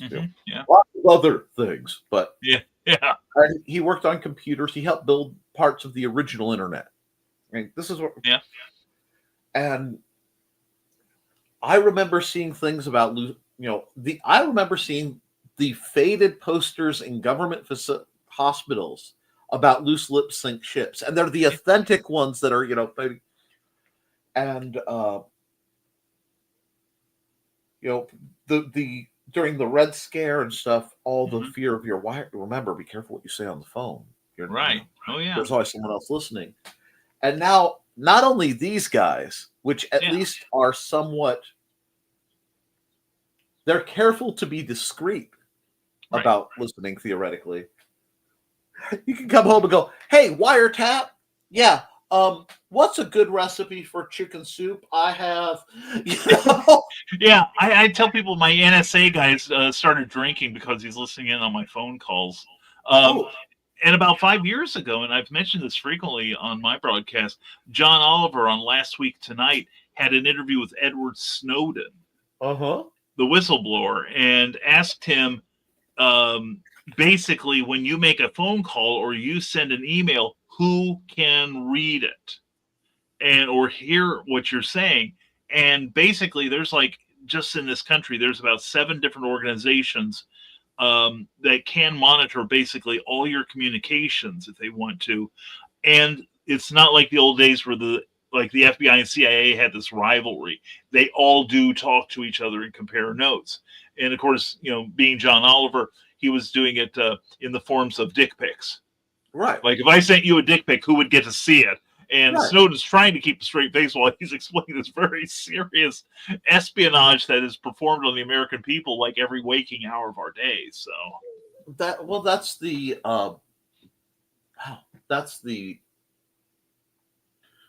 candy coating so that we can take the information in. Exactly. But it's like, because my dad worked in the government and did stuff. So did mine. And I've told this before, I do every year when I am at my parents' house on Christmas Eve, I pick up the phone and I let it go to dial tone. Yeah. And I wait. And if you wait a little bit, sometimes you hear the faintest click. And then I very softly tell them, "Hey guys, thanks for looking out for us. Merry Christmas. I hope you spend it with your family." It's something like that. Yeah. Because, I put it away, and I truly believe that there's still at least a person on the other end of the line. Right. And if I accept I've grown up my whole life under some level of surveillance. Right. And, I've had some things in college that kind of express that to me more. We all have incidences, especially if you dabble in sociology or psychology too well. Yep. But until our current situation, I have to be careful because I try to be relatively apolitical unless we're talking about a specific issue. Yes. I will be passionate about an issue. Yes. But I try not to go. I will never go party because I disagree with both of them. Right. But with the current situation, I can see the need for caution. My problem in my case is I'm consistent. I've been having mostly the same attitudes that I developed a very long time ago, and I've expounded them on this program for 3 years for this program. I mean, woo! Happy anniversary, us. Yeah. It's been 3 years since Brian's, gotten to not have to get up all the time, even though I still consider you the absolute hero of 2020. I really do. That service you did for humanity, whatever scope was able to appreciate it, was daunting. And especially now that I've got about 3 years in of my, 3 scheduled days, and then Lord knows however many. Right. But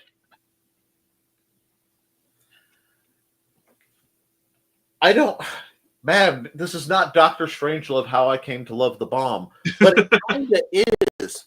There Yeah. are certain realities that to function, I think we need to accept are beyond our control right now. Yeah. Yeah. And And that's tough to deal with. That's tough to wrestle with. it's the whole, I have to accept the consequences, but I also have to accept that I can't do anything about it. You know, that whole serenity prayer thing. Yeah, I see that to a degree. I still think we need to try, though. No. This You is know. establishing the foundation. Okay. Because I'm also, I mean, oh God, Dylan Thomas. Why can't I remember the name of the poem? But Go Not Gentle. Yes, go not gentle into that good night. Yes. Right. Is my life's work. You know, I have taken, you know, oppositional defiance disorder, and I don't know if that's weird, but if I'm right, that gives the acronym ODD, and I am absolutely for that. Fueled by spite. Exactly. But I like to earnestly assess what I'm doing before I choose how I'm going to react. Because there are a lot of people who things are coming and they're big things, and people will run out. It's like there's a storm rolling in, Right. and they'll run out and they'll shout at the storm, and they Yeah. cannot grasp in their comfortable narcissism that the storm doesn't care. The vast majority of the time, the storm does not care. True.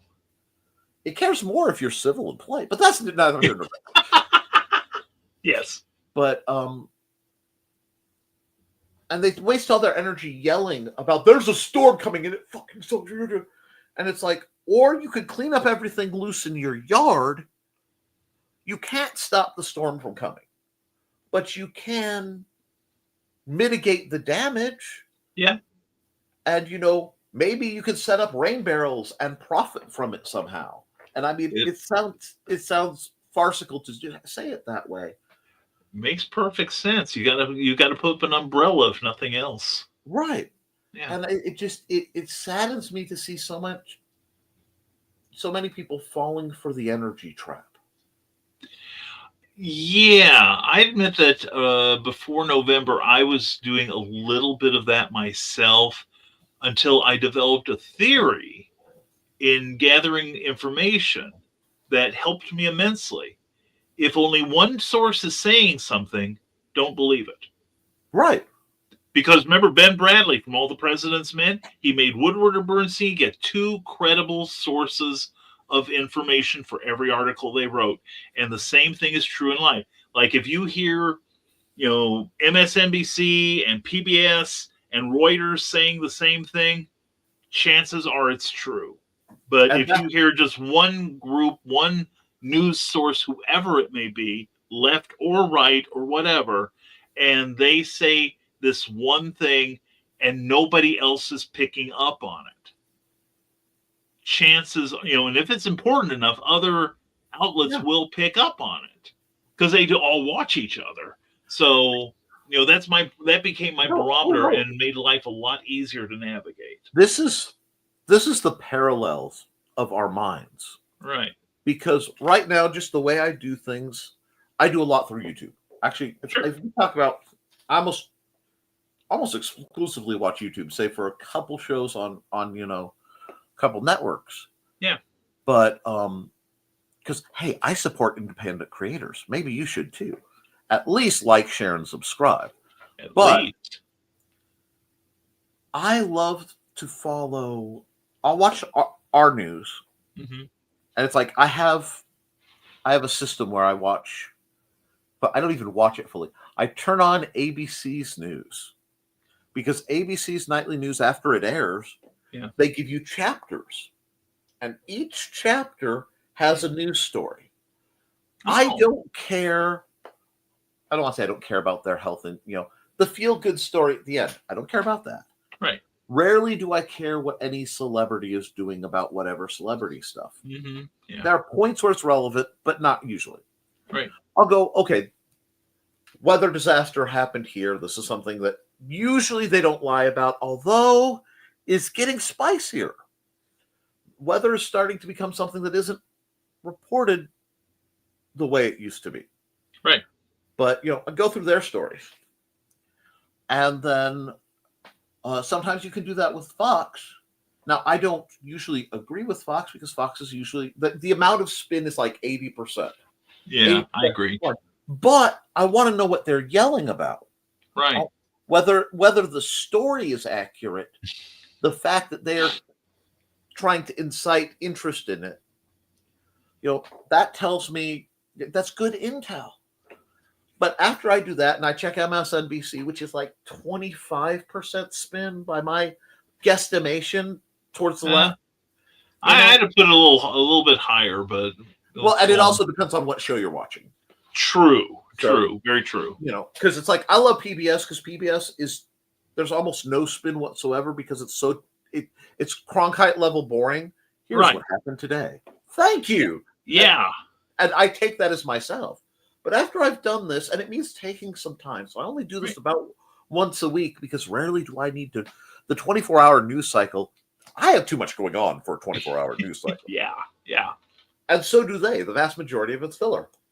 Yeah, but true. Then I have a channel that the only spin is that they don't like the Chinese communists. And it's okay. But I get to hear some really interesting things out of there. I used to watch a Russian one that was a Russian propaganda channel. Yeah. But I learned a lot by what they wanted me to see and what they weren't, Right. There's a channel out of Germany.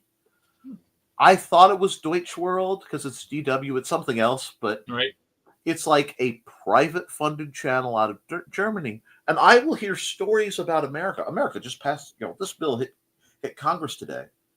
And none of the American channels are covering what's going on in America because they're caught up in what Donny Boy is doing. Right. And whatever you feel about him, because again, this is me being he is a great distraction. Mm-hmm. And he is used to cover a litany of sins. Mm-hmm. I really wish, the Magician's Apprentice was at least prettier. But look at my lovely assistant. Ignore this. Yeah. Don't look at the man behind the curtain. And the other nations often will cover these things in much more depth. And they'll give you stuff that is generally problematic. Like, there are some major signs of climate change in that the currents are breaking up. Like right now, the currents are breaking up. This is something going on. Yeah. But by taking the time out, and it's something I do. I'm very careful at what time I do it because I have to have something to kind of polish the ick off of my mind after I've looked at current events. Yeah. And I have to do it with Sandra out of earshot. Right. Because frankly, it's troubling and scary for me. Yeah. My son, I remember we were watching the news and the BLM riots were going on. Mm-hmm. And they had rolled tanks in the street. Yeah. And he came out and he went, yeah. And I went, what? He goes, they're going to shoot the virus. Oh, wow. Yeah. Because his mind works on a very different level. Right. And it occurred to me, one, you can't handle the truth. I mean, but I always try to how does this reflect on what I'm doing? How many of us are being wound up? Yay, the tanks are shooting the virus. You know what I mean? Yeah. But it's it's fascinating where you intake your data Mhm. and what you intake, how it affects you, Mhm. because it affects me as a writer a Yeah, lot, exactly. Yeah. especially for what genre I need to write. Hmm. Yeah. You know, uh, if I watch too much news, I have to write my goofy horror stories because I have to put the sense of ick, the sense of disgust, the sense of powerlessness into Yeah. something that you know. I wish I knew who said it. It's a very good quote. Fairy tales don't matter because they tell us they're dragons. They matter because they tell us they can be beaten. Right. And that's why when I write and when I prefer, I prefer happy endings. I get made fun of Yeah. that. Yeah. It's like, well, why? Because I hear the real stories. And if I'm going to go,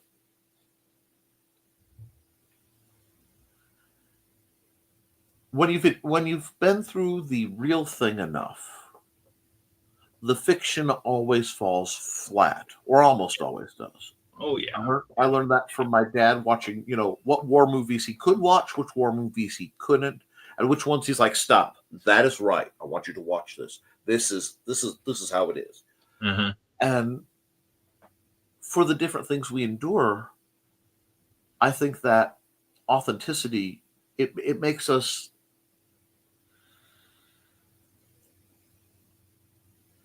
expert witnesses to the fiction. Hmm. Yeah. But what you write across a huge spectrum, Hmm. and I'm just wondering what causes you to jump concept. I mean, you've written amazing uh, nonfiction stuff, and I think people don't laud your nonfiction writing nearly enough. Right. Yeah. I mean, they get caught by the glory of your fiction, which is amazing. I mean, you are Thank you. really Thank you. head and shoulders above so many in the realm of pulp, which I think is necessary because, again, it teaches us to slay dragons Exactly. and punch Nazis, which I will always say, and that's not political. No, it's not. Nazis deserve punches. If that That's right. bothers you, you might be a Nazi. But Yes. sorry, I have to be careful. I'm getting in trouble with Joe for being political on my show again. Yeah, and Carl's probably watching me. So yeah. But seriously, what makes you go from what drives you to go from I need to write this inferential to I need to write the terrors. And I know you're fueled by spite, but how does that Yes. get directed? How does the fuel get routed? Well, the Terrors is a unique property in that I like to remind people that it's wrong to hate people for the wrong reasons. Hate them because they're Nazis, that's fine. Hate them because their melanin isn't the same level yours is. That's not good. Or their body parts are different, or they see themselves in a way that you don't. What happened was one day, I sometimes just let my mind go wandering, Right. and I pray it comes back in time for dinner. But one, I had just finished reading a book, and I've got it on my favorites in Hoopla. But it was a book from Fantagraphics Publishing, and I don't remember the name of it. But it was an examination of uh, comic book covers during the years 1940 to 1945, the war years. Mm-hmm. And there was an article that led off the book, and this is the only place I've ever read it. I'd like to get confirmation, but it really hit a chord with me that when the war started, keep in mind the comic books were the main source of entertainment for GIs overseas. This is why Captain Marvel and Superman and Captain America were selling 1 million copies a month. And in some, like Captain Marvel's case, it was coming out every other week. So they're selling 2 million 10-cent units every 2 weeks. Most of it going to Europe to the PXs. And what the War Department was said to have done was approach the comic book publishers and said, hey, listen, you need to change how you portray the Germans, the Italians, and the Japanese. And you see this progression over the course of the war, where they're, around 39, 40, when we're still contemplating about the war, they're drawn fairly realistically. But once the war starts, the Germans become these chiseled blockheads, strong but stupid as hell. The Italians are portrayed as slovenly, lazy, and the Asians are portrayed as outright monsters. Not just the slanted eyes, but practically going up to their temples. Some of them are even portrayed with like pointed ears and pointed teeth. Yes. Like a monster. And the purpose was to dehumanize them. So that when it came time to aim that rifle, you had no problem shooting them because you had this cartoon image in your mind. And I got to thinking about that. I put that in the back of my mind. And then another day I had this, weird notion about, the characters like the Black Terror, who this is based on loosely. The Black Marvel, the Black Bat. And I thought, well, how would their adventures have changed if they actually were black, if they were actually black? And that's why he's the Terror and not the Black Terror, because that would be like me saying, getting a superhero identity and my prefix is white. Right. Or the Caucasian Avenger, it doesn't trip off the tongue. And it's really, really just kind of like, yeah, we can tell. So, I'm pretty sure I've seen that on Twitter at points. Anyway, I wouldn't doubt it. And then and then of course, I remember this, the book I'd read, and then I'm thinking, what kind of world would they be in? Given there's, this is 1942, there's still a part of the country that has separate restrooms and separate water fountains for people of color. What would it take? A lot of my work in the superhero realm is how can these characters exist in the world we know? Right. And so how could somebody like this exist in a world where you and I live? The information on them has to be suppressed. Who could do it? A secret government organization. And why would they do it? Then I came up with, well, it was a plot to get more guys to sign up for the army by giving them heroes to emulate. But, they want mostly white guys. So they create a white version of them. So they have all these heroes debrief themselves.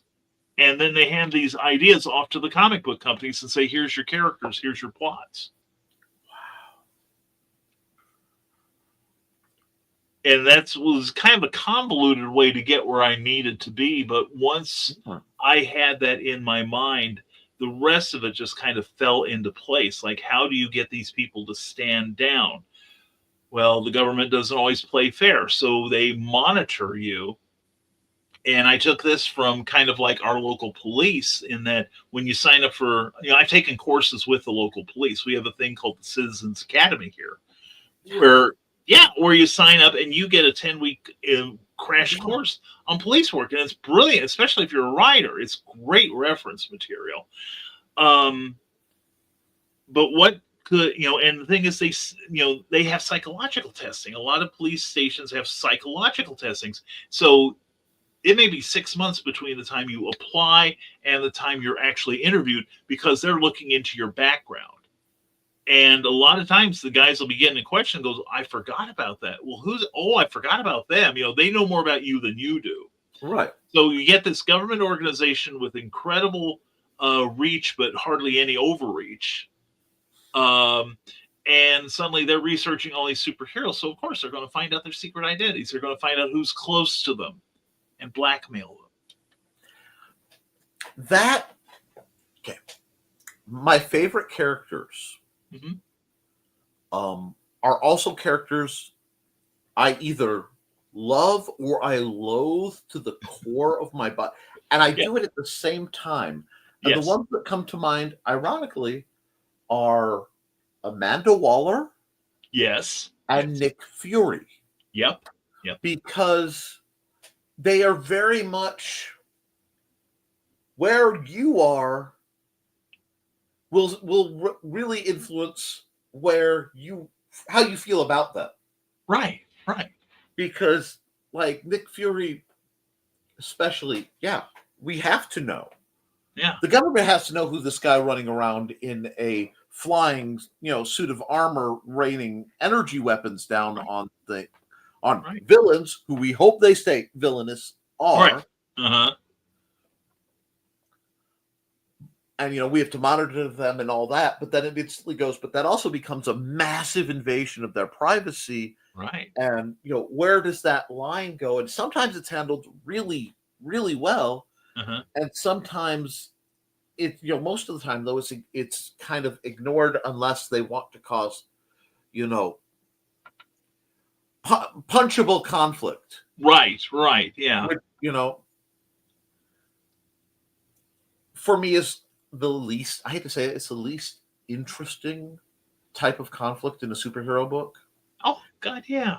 I mean, but it's a visual medium, unfortunately. Right. I mean, it's exciting, but it's like, how does Superman respond to his parents' farm being foreclosed on?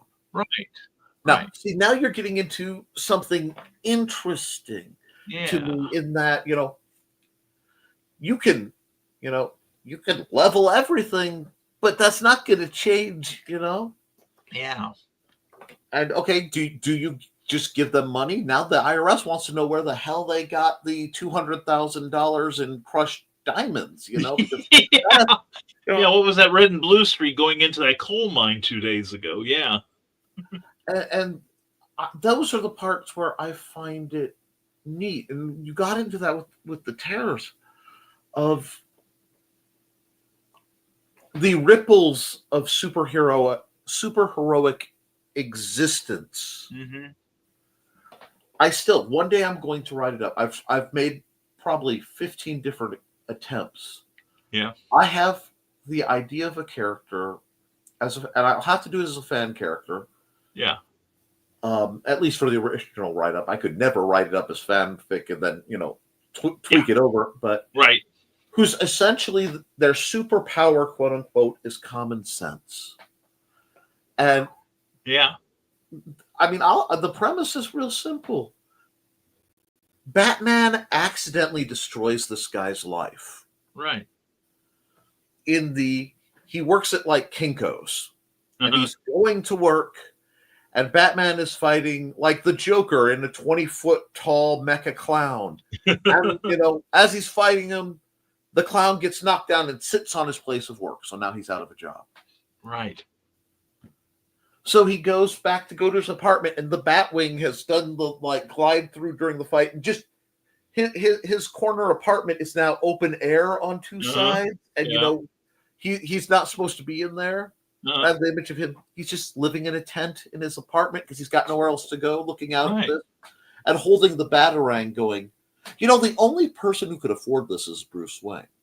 Right. So instead of this becoming a big villain origin, dude gets on his bike. And this is one of those where I can see the panels of him riding through the different neighborhoods of Gotham City. To get to Stately Wayne Manor, open the mailbox, put in the Batarang with a little note that says, you owe me some money here. And and goes back to his little tent in the apartment waiting for bats to show up. And the whole, I realized this by, well, what do you want? You're Bruce Wayne. Can I get a decent job? This and that. Well, how did you find me out?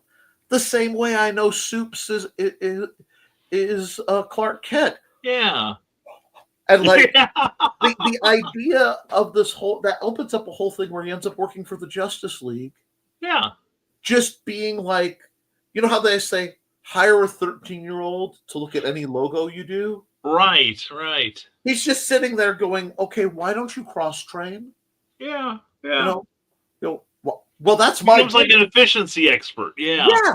And Yeah. just having, and I had it all worked out where he gets a random address sent to his phone. Uh-huh. He bicycles to whatever random alley they've selected, gets beamed up, and Yeah. then goes to work on the watchtower. Like, okay, Oh, dude, this thing's writing itself. oh, I mean, I haven't gotten it to be.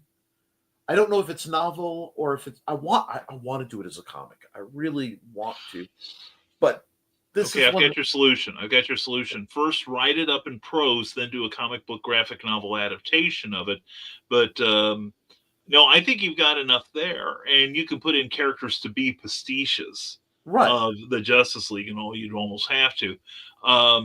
But then build up your credits, and then see, maybe hope against hope. Maybe get in touch with DC one day and say, "Hey, I've got this story I'd like to adapt for your books."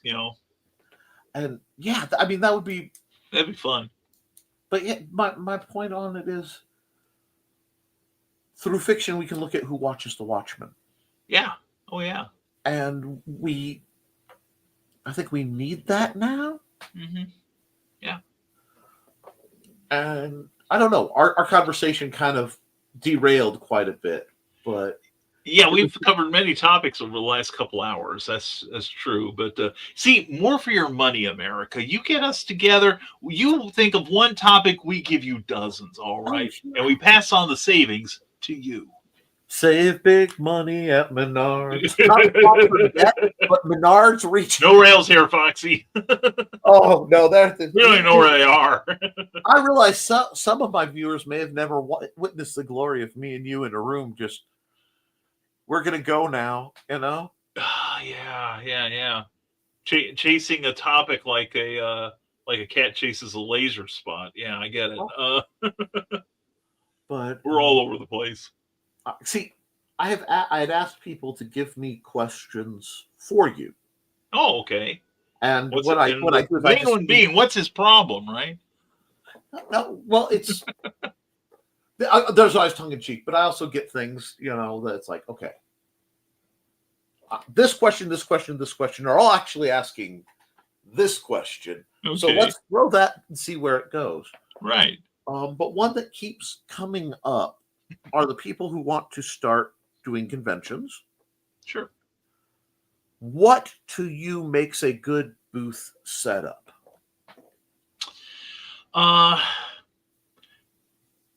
Well, one, my booth setup is constantly evolving as I'm getting more material and trying to figure out what to and what not to bring. But basically, you want to present your books, and we're gonna, or your product. We'll just make it your product, Right?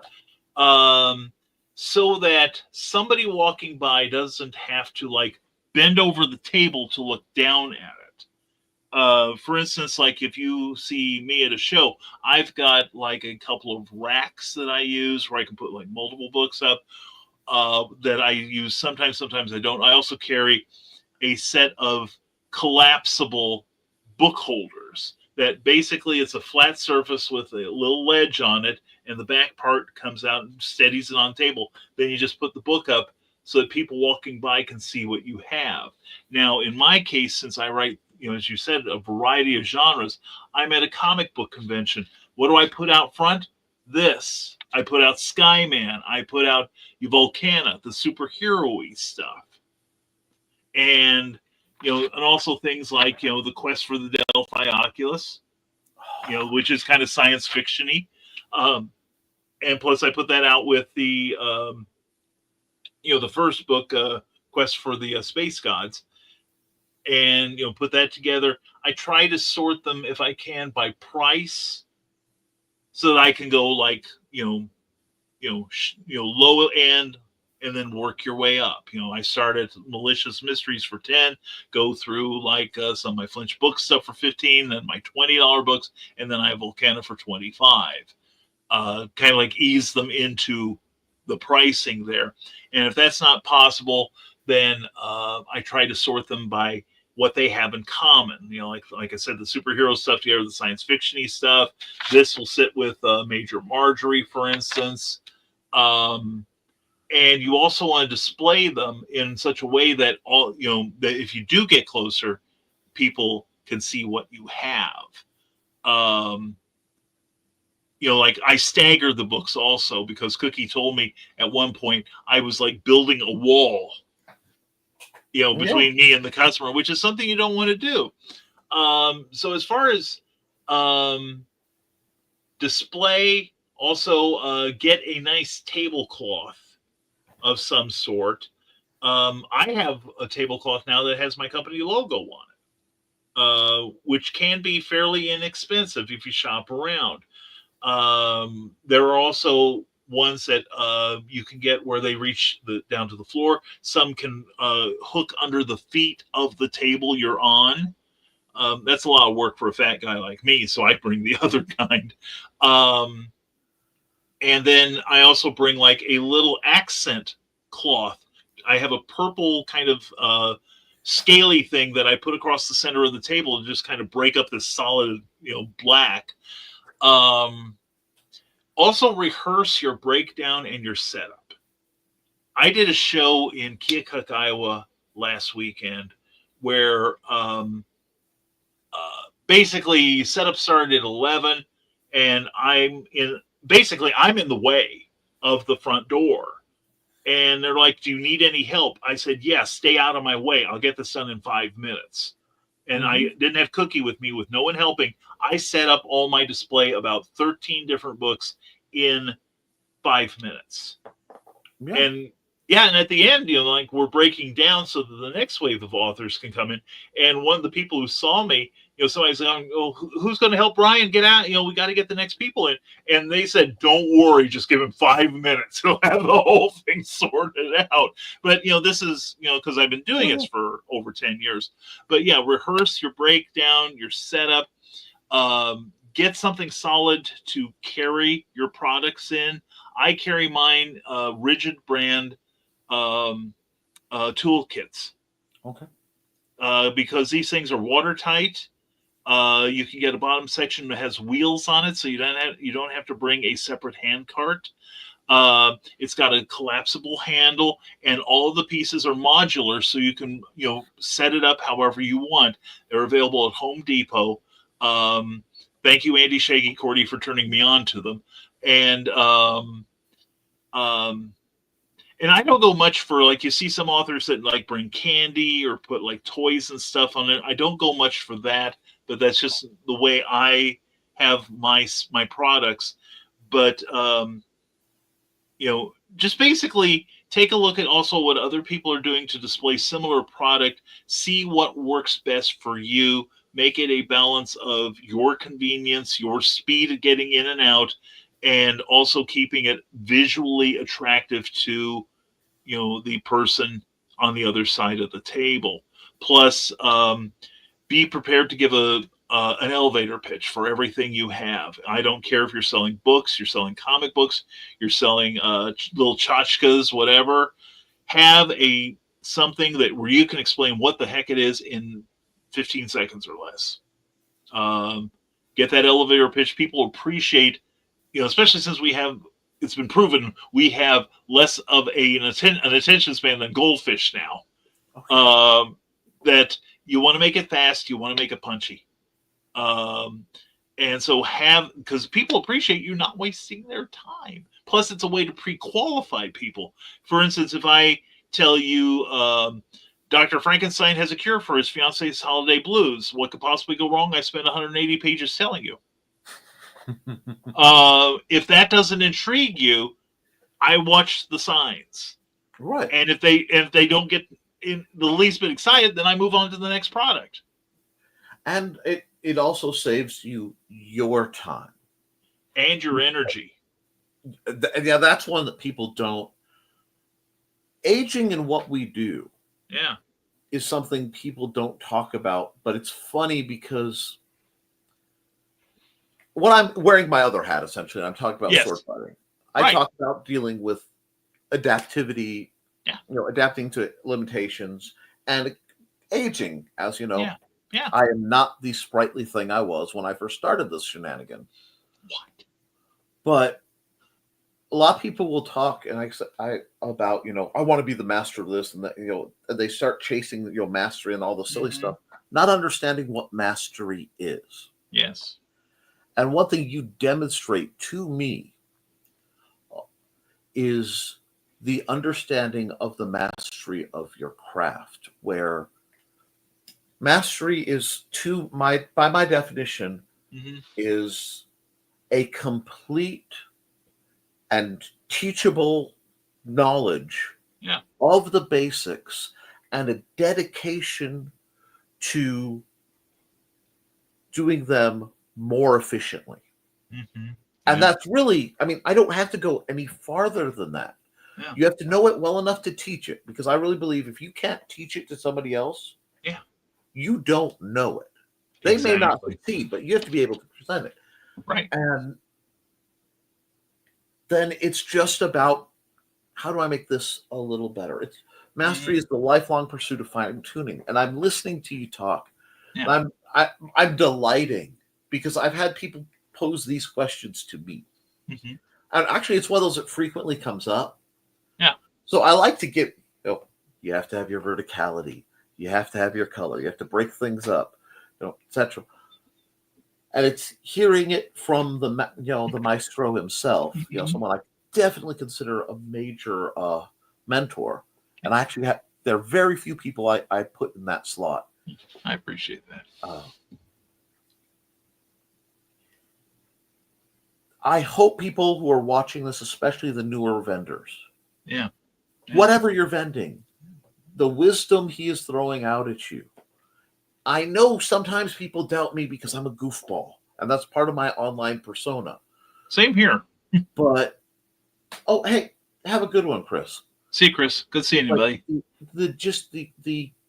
The way not only could you answer that question effectively, not only was your answer a masterful answer, but the delivery, the layers of expertise in something as simple as, this is how I set up a booth and this is how I approach sales.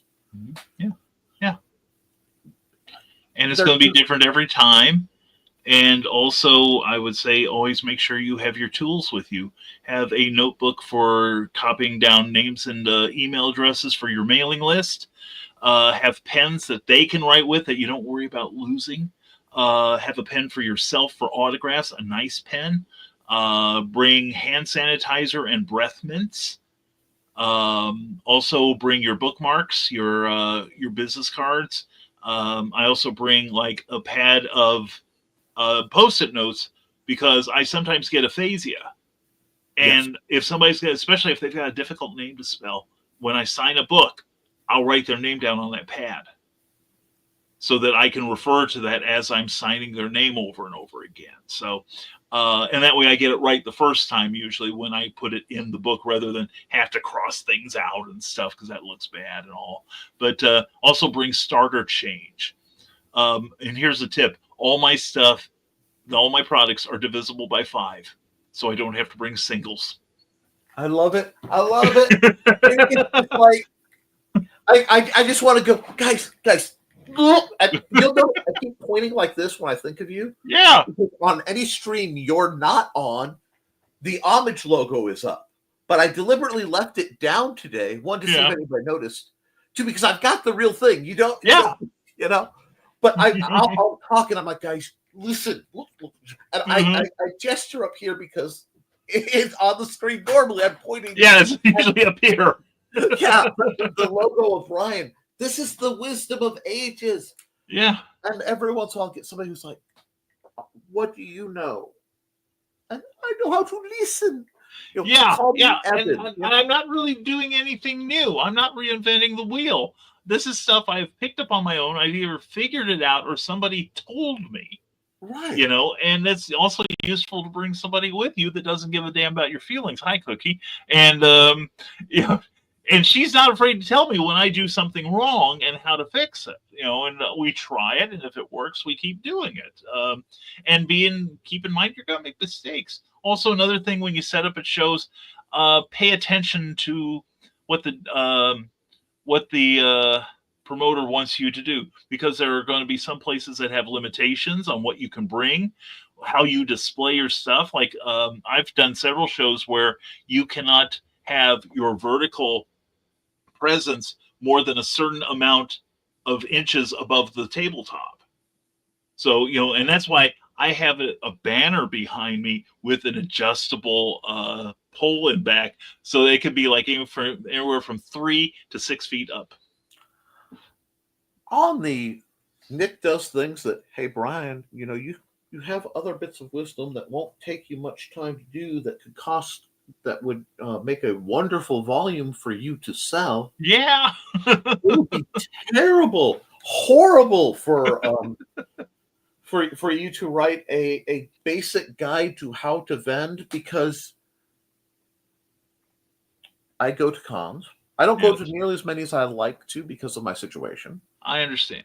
Yes. But I go to cons, and there are two types of booth that make my heart sad. Okay. One is author. Oh, Author has come out and he has his book. He has one book. Mm-hmm. And he may have a whole stack of them because he's hopeful or not. Right. Nothing else. Right. Maybe, like, hopefully he's borrowed a tablecloth. Mm-hmm. And he's sitting there messing on his phone. Yeah. Oh, yes. And it's like, my brother in writing. Yeah. I have given them, because I used to have stacks that I got from a library that closed down, of the little wireframe ones that hold your book up. Yeah. Like, here, just put one up. Why? So some people can see what you're doing. Yeah. And The look up occasionally. They'll look up occasionally. Grumpy artist working. And I've seen ones where guy's got a beautiful setup. Mm-hmm. I would do harm. Like, were I a less moral person, Yes. I would do harm for the setup. It makes me ugly because he's got a better tablet than my home tablet, and it's wired to a secondary monitor that's showing what he's drawing. Yeah. Yeah. And he's got the computer, and he's got it's beautiful stuff. Right. But the way he's working, people come up and they look, and you can watch them go, because they don't want to interrupt him working. And it's like, my friend, you can't look too busy for your customers. It's like, or bring someone with you yeah. to do the business. And if somebody needs an autograph, tap the talent on the shoulder and say, could you take a moment and sign this? Simple as that. Most people will work for a hamburger, trust me. I do not want to get canceled for this, so I have to phrase it carefully. Okay. But get yourself a booth babe. Now, I'm not saying she needs to be, I'm not even saying your booth babe needs to be a woman, but you need to have a friend, relative, or employee. Yes. They have to be charismatic is far more important than attractive, quote unquote. Right. Right. But they need to be the kind of person who will both, and this is where Cookie comes in as a sterling example. Oh, yeah. Cookie is visibly appealing. Yes. She is wicked sharp. Yep. Charming as all get up. Can be. And hype person. You have that, especially for us creatives. Yeah. Because it's like, my job is to be there. And if I am very fortunate, I get to do what I really love to do on-site art. I love doing that because it makes a little money, very little outlay, and I get to interact. And then usually they come back and buy something else. There you go. Yeah. But if I can't make the change, watch the card, do that while I'm explaining whatever else, because White Boot Arms and Artistry is a wide and bizarre booth. Yes, and it is. That's deliberately so. And it's glorious to see. Thank you. The running joke, especially in the days of ArcticCon and RegionCon, was we were a convention inside the convention. I would, and I still do this. I'll buy a second booth space, Yeah. and then I'll put a play table for whatever I'm selling or a demo table. Oh, yeah. Makes in that perfect booth sense. space, Yeah. and then L in. And Yeah. I've never seen at all the conventions I've been. Even these people. Oh God, I can't. The guy who does the Chew game. God, I can't remember his name offhand. He's a brilliant game designer. Okay. Oh, yeah. Yeah. I mean, he gets like 3 table spaces worth of space, which I don't mind because he's got the product. It's attractive, and if he attracts people in, Right. they're going to be more likely to wander around. You know. Right. Right. But it attracts people. Right. And I can't abide without meddling the people who, it's like, I feel for your soul. What are you trying to accomplish here? Yeah. And the other one that breaks people's hearts is, I love selling at conventions. Yeah. I do. Hand me cash. Yes. It smells good. It feels good. Mandy can make the square work. The Nick Field around the technology is understood. This is part of what Mandy does her thing. Yes. But the real purpose of the convention is to get that business card in somebody's hand, to get them to look at Indie CD, to get them to look at, whatever. Dawn does. We've got StompCon coming up, and I know Dawn's going to come out and set up the table for Indie CD with where a brilliant concept. She rents out. You get 2 feet of table space or a foot wide of table space for your book, your paraphernalia, and then she has a little like Christmas light garland looking thing divider. So it's like, again, it's that sense of a miniature con in a con for you can't come to store it, but we can plug your stuff here. Right. And it works so well because you have somebody who's outgoing and you have somebody who's very charismatic. And she knows her stuff. Right. So it's like bam, bam, bam. That works. And that's why I love seeing your booth, because it's the refinement to me. I look at somebody who's been doing it for a while. Andy Shaggy Cordy's got a good booth too. Oh, he's got a great one. Another person is Bobby Nash. Oh, if you ever see his, it's a freaking wall, but he still is there and is personable, and he's he's charismatic. He's a great storyteller, and he pushes a lot of product. God bless him. It occurs to me that a lot of the best booths, because what we do, especially when we're first meeting somebody, we're not really selling them the book. No. We're selling them on our personality being interesting enough to read, to write the book, especially fiction. But I was thinking about the best ones, and you said Bobby Nash, and my mind went to ALA Chicago, which all you guys who vend, you have the vendor price is kind of spicy, but the American Library Association in Chicago, it's always at McCormick Place. It's like every 5 years or so. Where they hold C2E2. Yes. Yep. It is phenomenal. Oh, I bet. Because one, it's literally thousands of librarians. So it's like you can walk in and feel the comfort of high IQ everywhere. And I hate to put it that way. No, I get it. And I have told my single friends who are tired of, ditzy others, like, you're fishing in the wrong pond. Trust me. Right. Right. The other thing, and I love walking it because I'm not just looking at, good, free arcs. Give me the free arcs. I'll take it out. Yeah. But the way people do their displays, the choices they use, it's phenomenal. And I always believe it has been my privilege, and it continues to be so, to be the little guy either at the table or just adjacent with my ear right here. Yeah. Yeah. I may not be at the big kids table, but I'm sure listening to what they're talking about. Oh, yeah. Yeah. And again, how do you guys get better? I get the same questions. Find someone who has what you want. Right. And do what they do. Yeah. Don't copy it, but do And a lot of times, if you just, it drives me nuts. I wish I had a booth like that. Have you asked them how they set their booth up?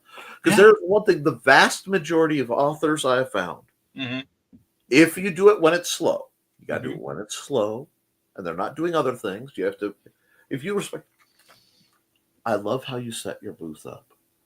Where did you get that? Yeah. And you end up getting, part of the networking is literally the cross networking. Rising Tide showed me that. Indie CD is just another layer of that idea set up. And that's why I'm doing my conventions the way I do. I don't know if I'm making money per se, but if I can keep it balanced where I get enough to make the next one, right? People can use it, even if it's just as a setup, hangout, dry run. Right. That's such a resource, and then it brings people in. Right. So find people who are better than you at things, and then humbly listen to them. Yeah. It just works. Well, my friend Michaela Jade, that's what she decided. She'd written a book when she was like much, much younger.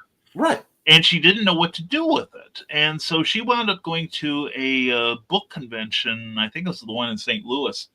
And basically saw people who wrote the same type of book she did. And she grilled them like the murder suspects.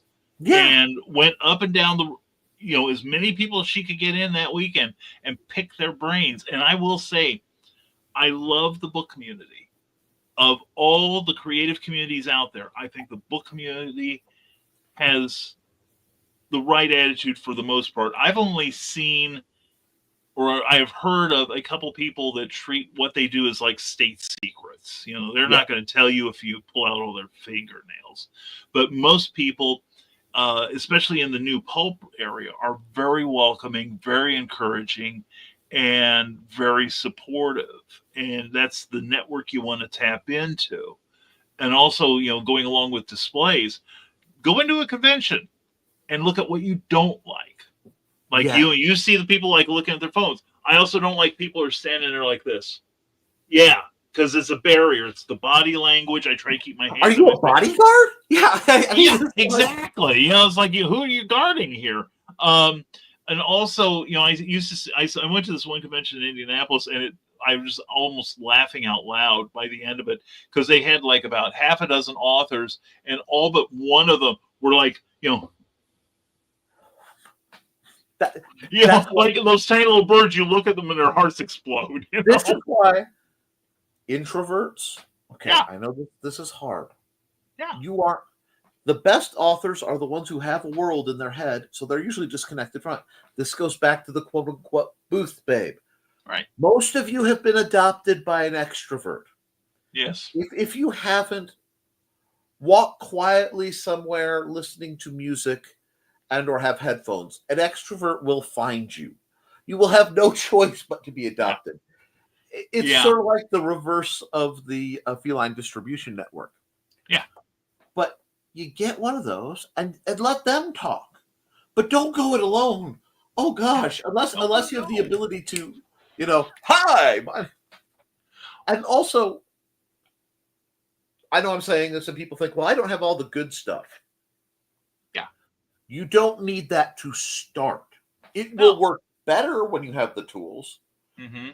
But, I mean, I got started vending at, I want to say, the first Arcticon. It was the first or the second in Valparaiso, Indiana.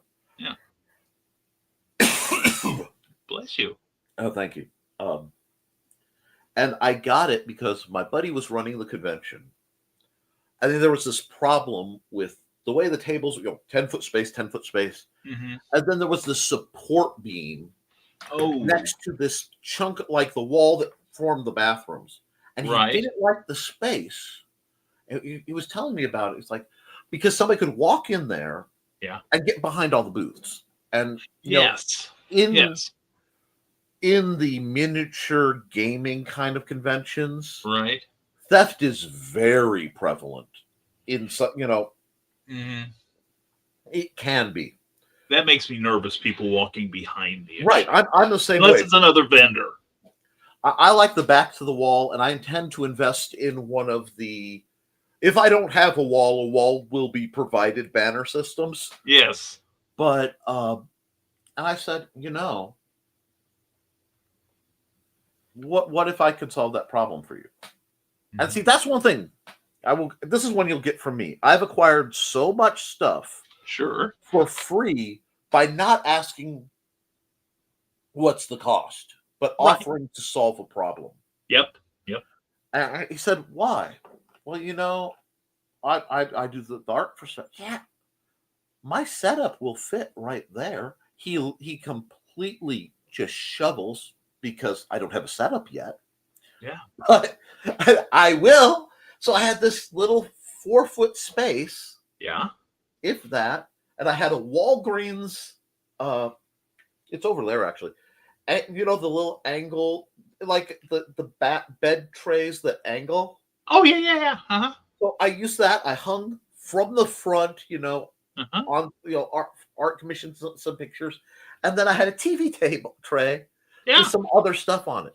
Right. That was it, Uh-huh. and I made money.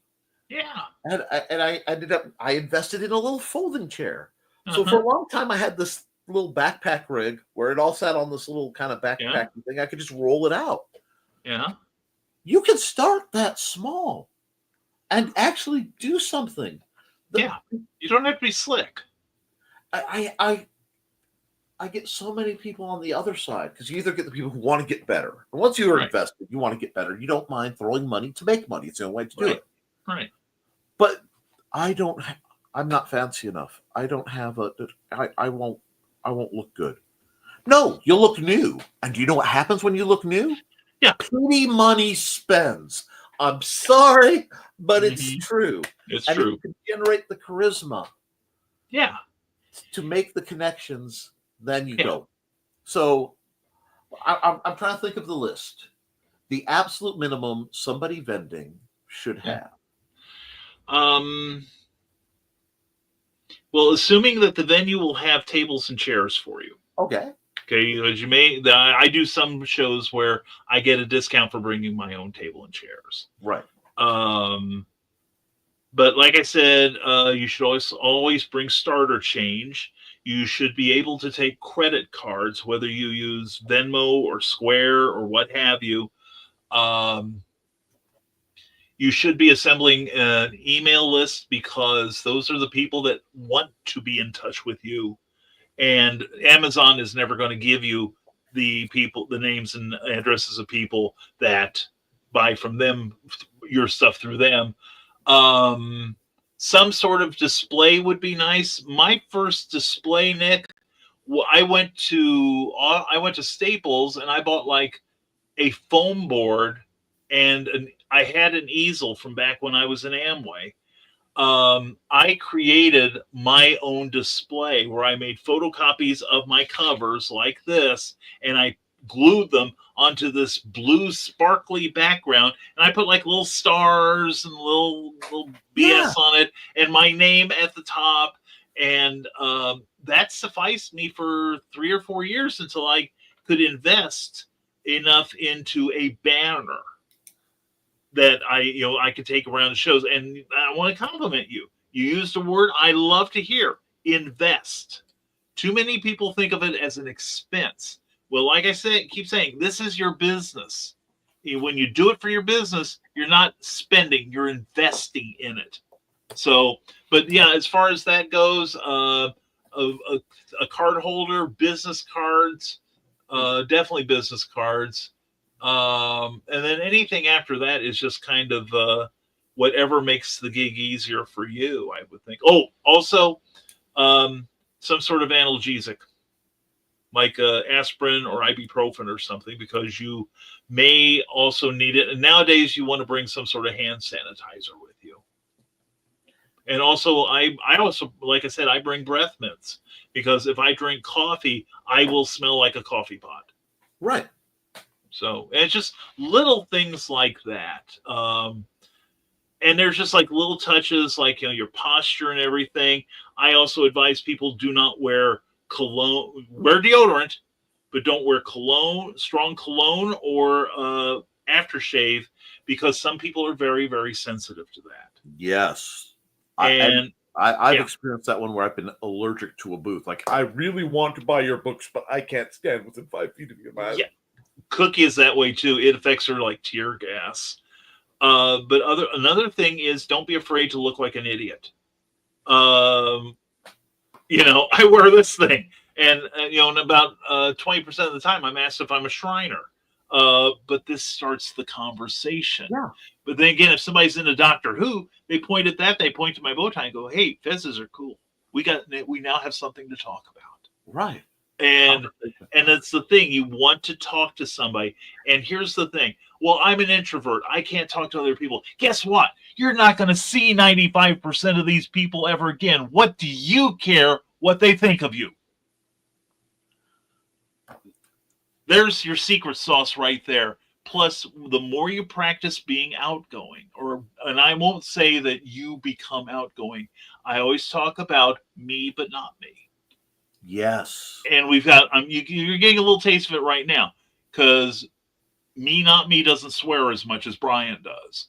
Right. Brian goes in all these rabbit holes, and you think me, not me is bad. Oh, dear God, with Brian. And I am also more aware of other people's feelings than Brian sometimes is, the poor sap. But I am every bit of enthusiastic about his output. I am not afraid to talk about it. And keep in mind, like, if you make your own tchotchkes, or you write a book, or you do something to create a comic book, dear God in heaven, you have moved a bleeping mountain. I heard a statistic, and I quote it often. Some very credible site, and I don't remember which one it was, polled an ungodly number of writers and found out that of every 100 people that say, I want to be a writer, and let's make it a creator, okay? I want to be a creator. 86% get started. And of that 86%, 6% get halfway. And of that 6%, 3% finish. So just the act of bringing this thing to fruition, even if you don't edit that book, even if you do a stick figure cover, you're already doing something that a lot of people aspire to do, but they don't have the raw courage it takes to put yourself out there. And this is an act, even though it's a book, it's also me. I'm putting my ego on the line. I'm putting my reputation, such as it is, on the line. It's a very forward act. And that's not, and I will tell you quite honestly, if I do like a big convention, when I get home for the next 2 days, I am in exile. I have peopled my ass off, and I barely want to talk to my wife. She sure doesn't want to talk to me for 2 days. But but it's different though when it's friends. Well, yeah. Because you're at ease with them. But when I'm with total strangers, and that's mostly who you're going to see, it doesn't matter what they think of you. And if you tap into the better parts of yourself, like you said, if they like you, they will buy. And this is true about 75% of the time. I don't have the kind of reputation yet, and especially since I don't do series until now. But somebody is going to look at what I put out and maybe know that I'm going to work up something else in the future. But I don't have it right now. So if somebody says, well, I love the look of this, but this is the only thing you've got in this. Until you build that up, you got to get by on your personality. I sold a bunch of books one time because the price of my admission to set up at a show was I was to teach people.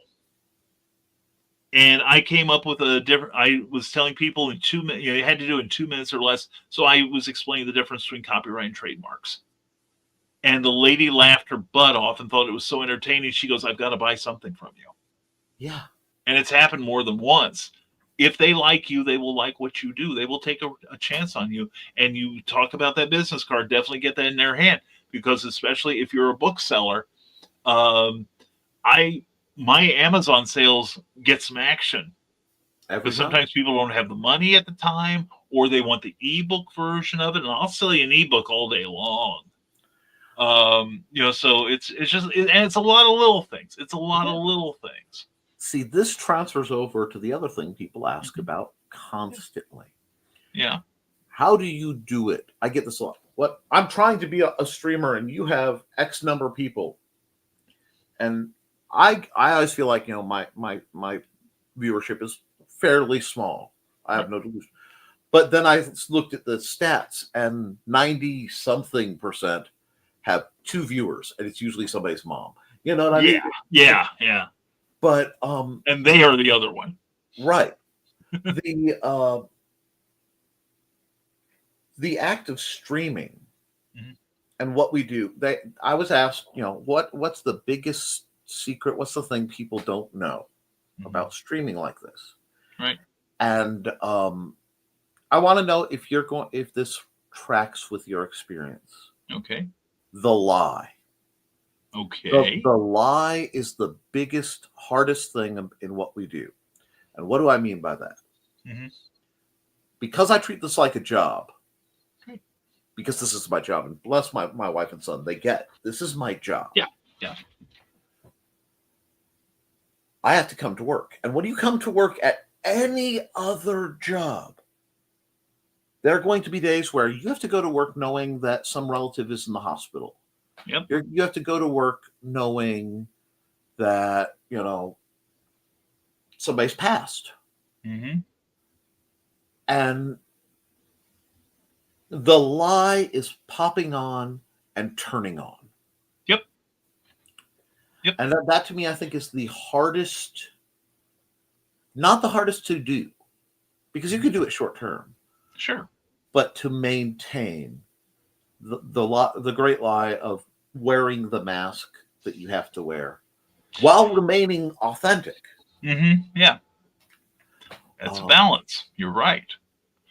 And I get it. I totally get what you're saying. There were times when I was doing this show, I'm sick as a dog.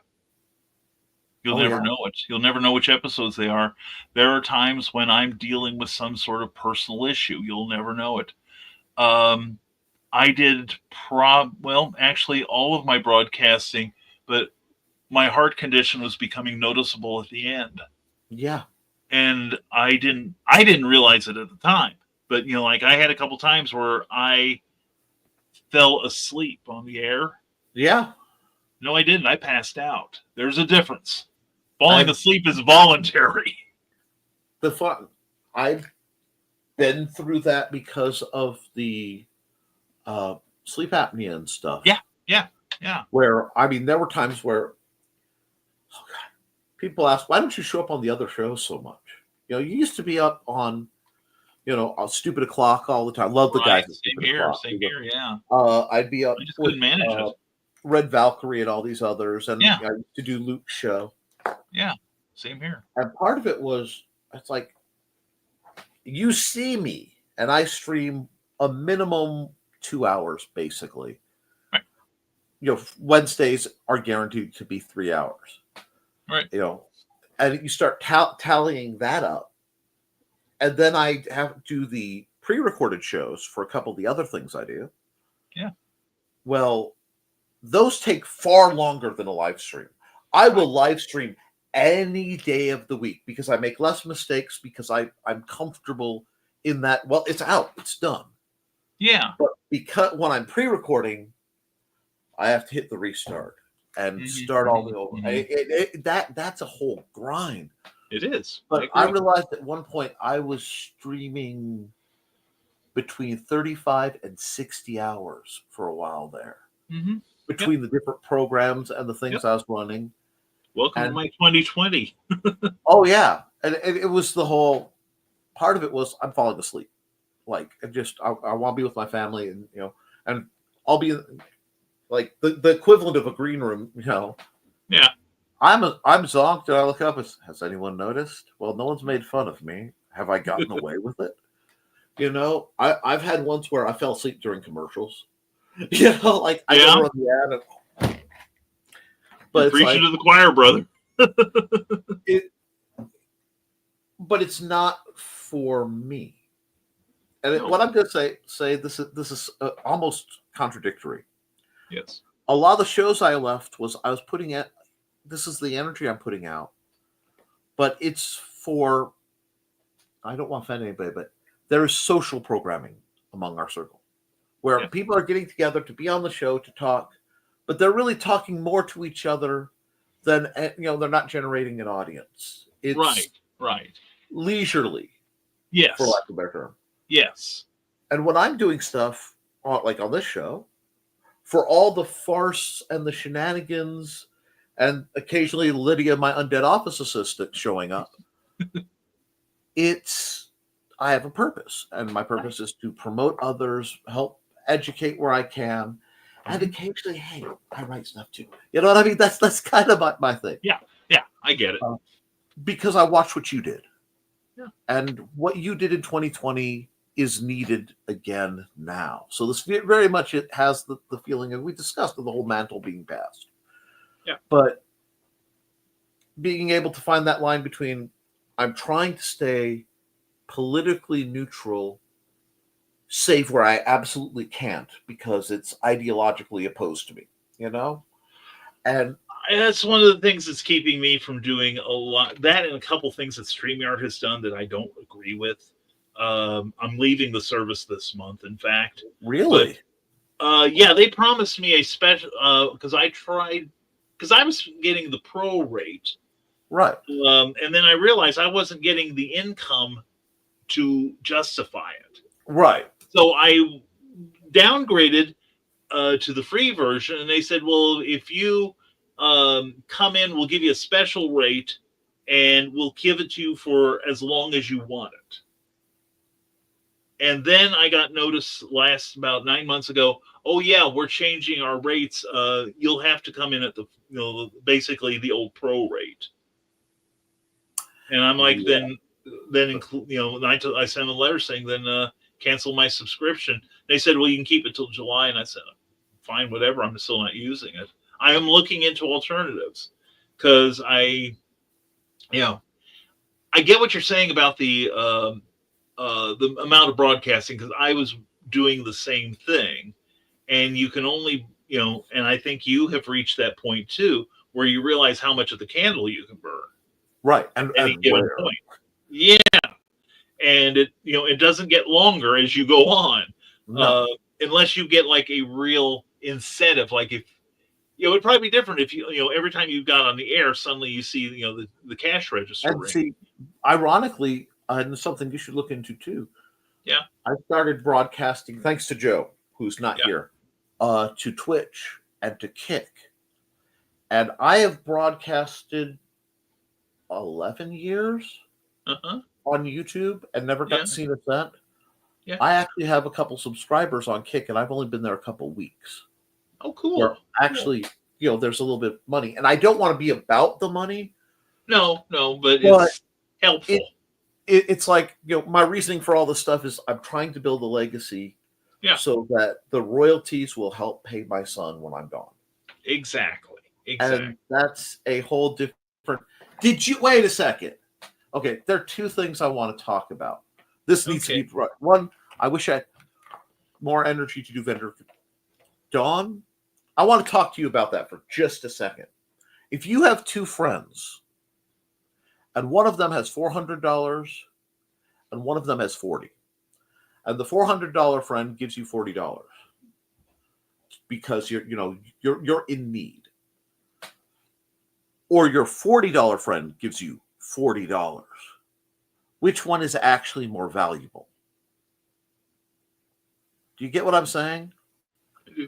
You give all that you can, literally, for everyone else, and the only thing you do, quote unquote, for yourself is you stream yourself doing puzzles because it's nice, because it's fun. Yeah. The whole rest of the time, you are just pushing everyone else. No guilt out of you. You are doing more than. Dawn came out of a situation where she was running with a group of people who were taking dramatic advantage of her and mistreating her. Mm. And That's it good. was one of those where in public it would be one thing, in private it would be another. And there was a lot of, there are people who will build you up, and they're awesome. But Right. always beware of the person who with one hand builds you up, with another keeps you below them. Right. And Oh, yeah. Don was in a relationship with somebody who was really doing that. Mhm. And it was one of those where I saw it happening behind the scenes. And it made me think a lot less of that person. And it made me think, no, this is not right. Mhm. So there was meddling. I admit it freely. I meddled. But meddle. since then, she's done nothing but help people. Good. And I almost have to go. We literally have a running joke about if she's at a convention, you have to tie her to a chair because she will hurt herself with her physical conditions Mhm. trying to help everybody else. Right. Right. And that is rare and beautiful and wonderful. And you shared that little tiny picture. You see that little tiny picture? Yes. Yes. Okay, that little tiny picture. Dawn has a Facebook group page where she runs stories of based on her cats, Buddy and Georgette. And I did fan art for her. I know that artist. Yeah. And this is her great delight. Somehow she's managed to make that into an emoji, and I am far too amused by that Mhm. to not comment. So thank you, Dawn. Seriously. She works her butt off. Mhm. And you guys won't that's why when I see like the indie CD stuff, why I don't hesitate to promote it. Sure. Oh yeah. Because it's just that it's that good a community, it's that good an idea. There is one great rift we do need to talk about that is going through our community, and I do have to occasionally put my foot down and say I have a political stance on this, and that's Okay. Oxford commas. You can pry them from my cold, dead, and unfeeling hands. I love my Oh, Oxford comma. Nick. Oh.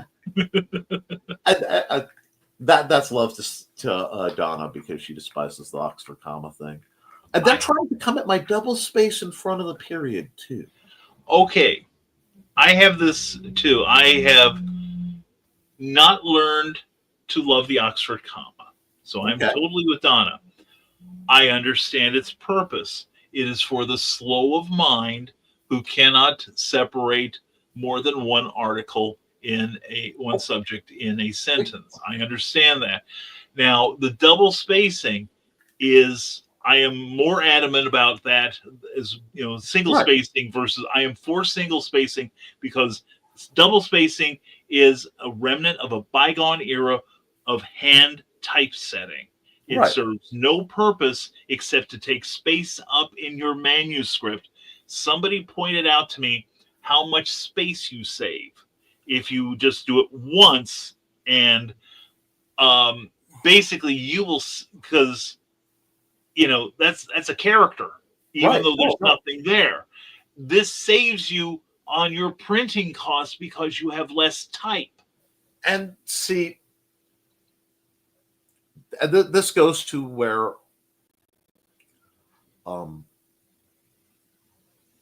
I've actually switched to almost exclusively doing large print. Yeah. And the double spacing for me Yeah. has been a visual tick that makes it's an easier tick for keeping the dyslexia down. Because for me, I don't just have whole most people dyslexics have letters float. Right. I have words. So Okay. that's why I tell people I have Doc syndrome, because I flip things around the way Doc from Snow White does. Right. Yeah. And having that little visual break keeps it from being one big gobbledygook. Okay, that's valid. That's valid. No one has ever explained it like that to me before. So that's valid. It's one of my game books. I catch flack because I do it in the large print. Right. the Big Stompy Robots books, especially, everything's always in large print, and that's because I game with a gentleman. I'm not going to throw his name up because I don't want to embarrass him, but he was a tanker in Iraq, and he got flash blinded. Somebody threw a flash grenade in. He can only, he has a service dog, but he still plays games like tactics games. Yeah. And for he has to hold the page this far, even with large print, to really be able to see it. All right. So something went through my mind when you said, the Oxford comma is for people not smart enough. Yeah, right. Yeah. That's me being sarcastic. Well, no, but it wasn't, because everything you say has this beautiful bite of truth. And my brain went, yeah, that's why I always put real wheelchair ramps in. Yeah. And for me, the Oxford comma, in that case, is a punctuational wheelchair ramp, just like the bracket is, just like my big font is.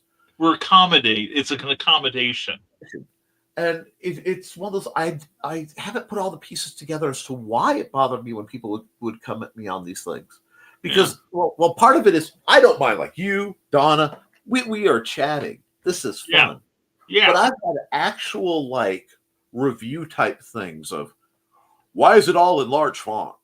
I don't need big print. Put it in smaller print and make it cheaper. It's like, see, you want it cheaper. It's not that you want it cheaper. Yeah. And I get it, but especially if I'm doing nonfiction. Right. I believe that the formatting for nonfiction is so much more important than the formatting for fiction as a rule. Because you need, it's we'll agree to disagree. Well, for me, it has to be very digestible. If I'm writing nonfiction, I'm writing it as a textbook, and I do strange things deliberately. I leave fairly wide margins, right? Because as every college graduate should know, and everyone isn't taught in school, write your notes in the book. Then you don't lose your notes separate from the book. Yeah. I love a book with notes in it. Yeah. I mean, when I have a book I'm seriously studying and I don't have to give back anymore due to poverty, right? This thing, it's like my game books. They look like an Office Depot exploded in them. I've got the little flags. I've got highlighters. There's marks, I've started doing that in some of my books too. Yeah. What I don't remember what book it was. It was some romance book I picked up, but apparently they'd used it in a book club. Oh, it was a fun book. I bet. But it was I want to say it was a Jennifer Cruzy. So what I consider a popcorn book. Right. You pick it up afternoon or two if you have lazy through it. Yeah. Yeah. Not great thought, not great challenge. But it had to be a lady of a certain age just by the way the script was written. Right.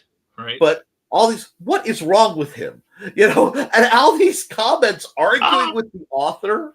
Oh, I love it. And I dearly wish, one, that I still had it, and two, that I could speak to this woman because she seemed delightful. Just ornery comments all over this book. And this is love. Somebody needs to put out a book like that, of some cozy romance or something, but then also supply your own comments. What is this guy's problem? This guy's a horn dog. It's like, are we seeing the author's fetishes here? What the hell?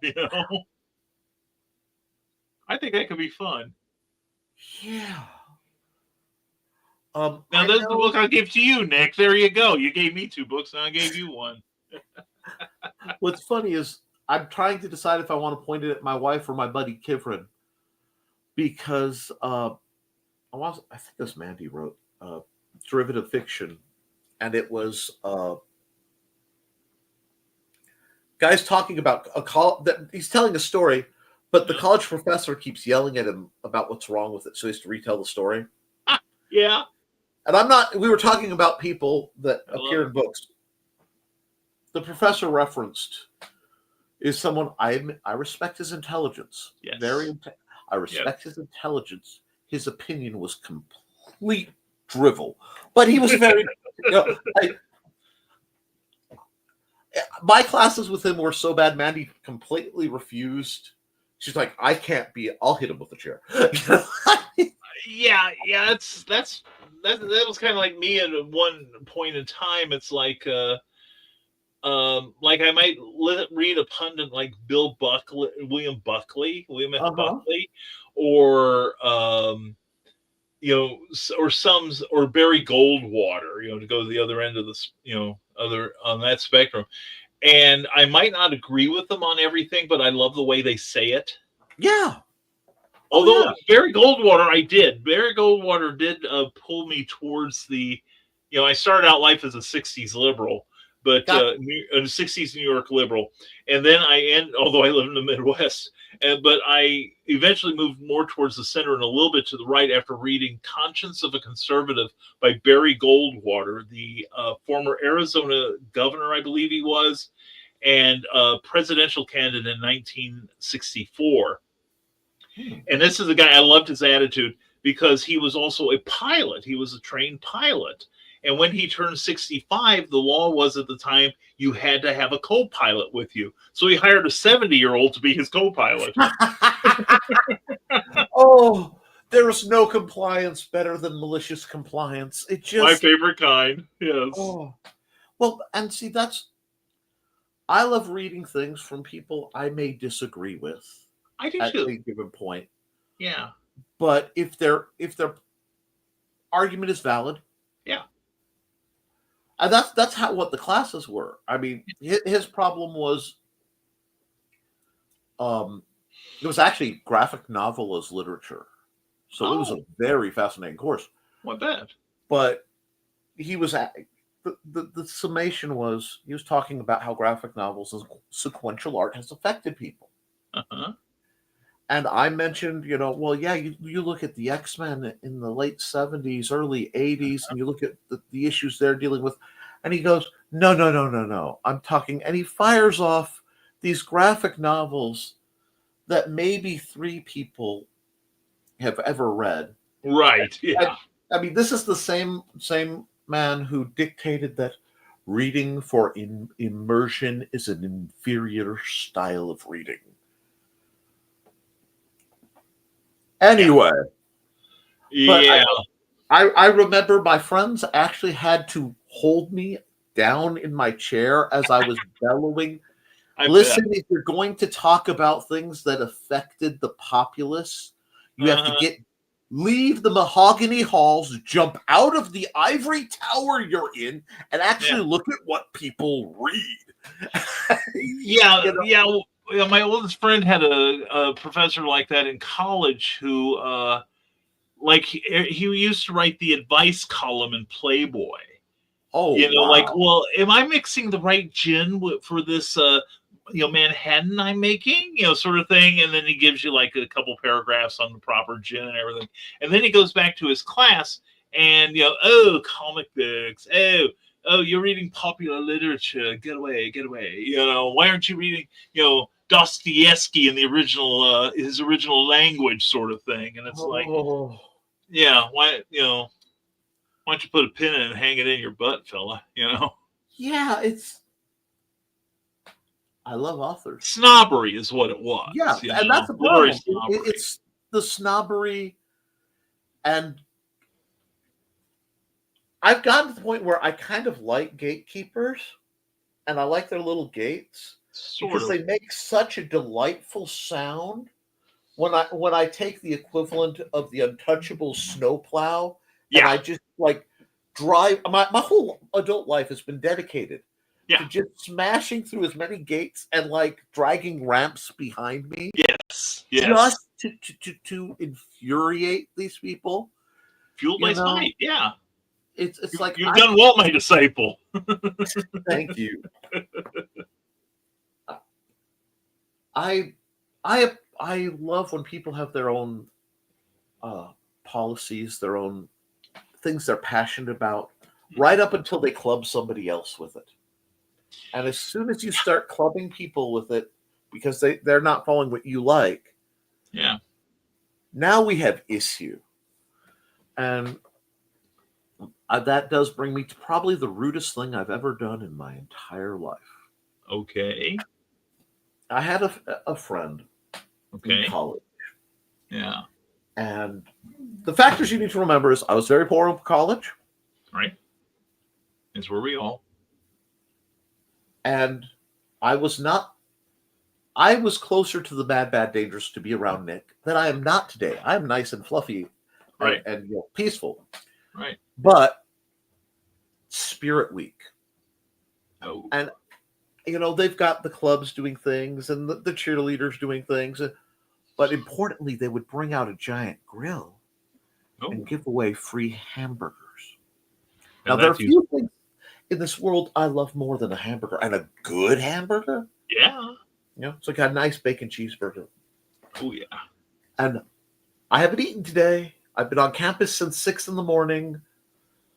I had a thing of Mountain Dew because the dew is life. That's right. But Yes. I couldn't have coffee because I would spill hot coffee on myself. It would be a problem. So Yeah. back then, if I spilled dew on myself, it would just soak in and be absorbed through osmosis. Right. But so I come to sit in my sociology class, which I loved, and I've got my hamburger because I'm there early enough to write it. And she goes, "Oh God, that foul thing! Get that unholy!" And she's raging at me about this. Yeah. Yeah. And I'm like, I stop and I go, "You're wearing a leather jacket." Yes. Yes. And she goes, "Well, so and so, my mentor and all this says we don't give up something if it would be a major financial loss." So then I go, "You have no integrity. We're done." You don't like hamburgers. Right. I'm trying to listen to this class, and she keeps she's fake gagging the entire time. Oh, of course. And then, she stops. It's like, leave me alone. She stops me in the hall to go, "That cow had hopes and dreams. That cow mattered, and you're eating it. At least I'm making a difference." Oh, no. Oh, no. The next session, it's still Spirit Week. I go up to my lovely, the lunch ladies who I knew very well, one of which I was shoestring relations to. And I said, "I would like something. I need you to do me a favor." And I explained why. And though it was against the rules per se, something happened. Yeah. I go into class and I have this beautiful burger. Because, with the explanation, they were generous. It's a bacon cheeseburger this thick.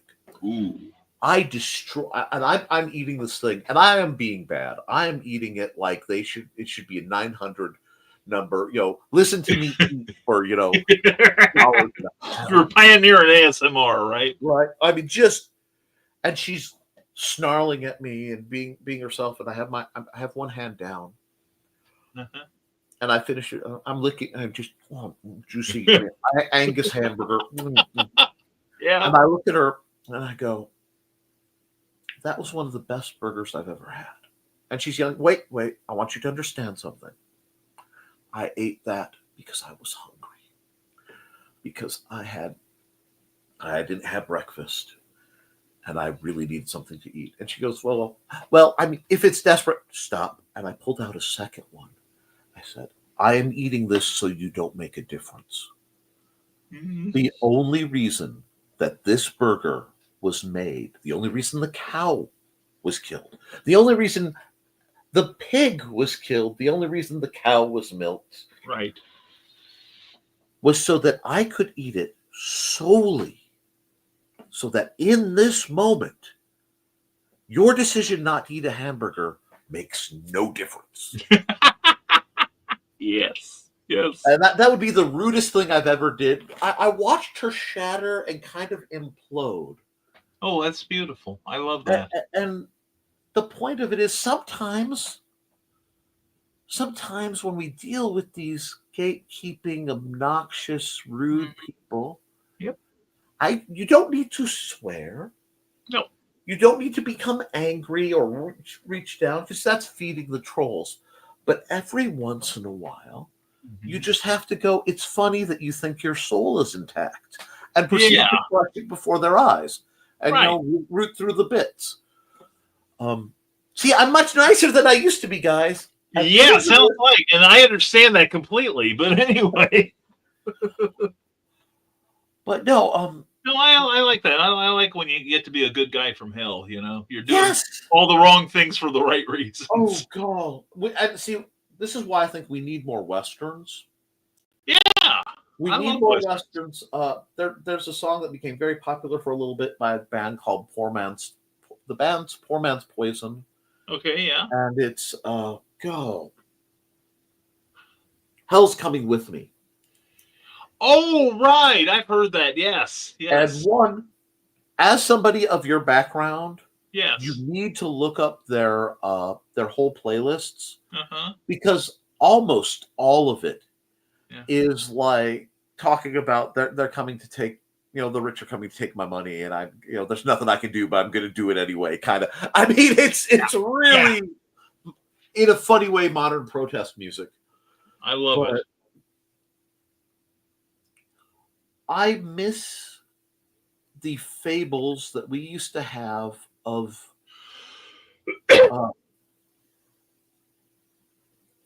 actions having consequences. Yes. And Yeah. I've noticed as that has left a lot of the media, because it's coming back now. It's starting to come back. We but- call it FAFO now. Yes. Oh, you do know of Saint Fafo the Just. Oh, goodness, yes. Saint Fafo the Just, Yeah. I watch a lot of police videos Uh-huh. because that's FAFO in action. The Oh, laws yeah. don't apply to me. Oh yeah, well, let me break your driver's side window and pull you out through it, and then we'll talk about it.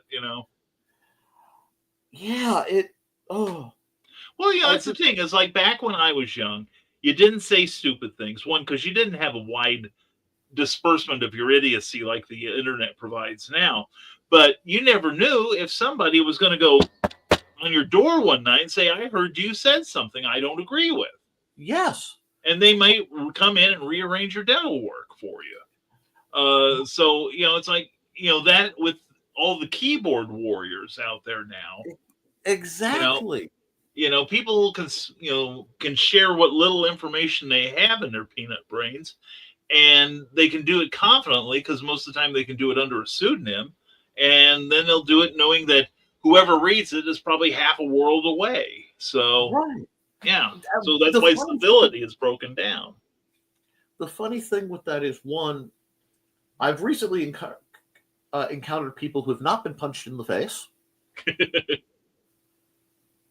And while I am not the hand of karma, and I tell myself this, I am not the hand of karma, she is going to them soundly. Yes. But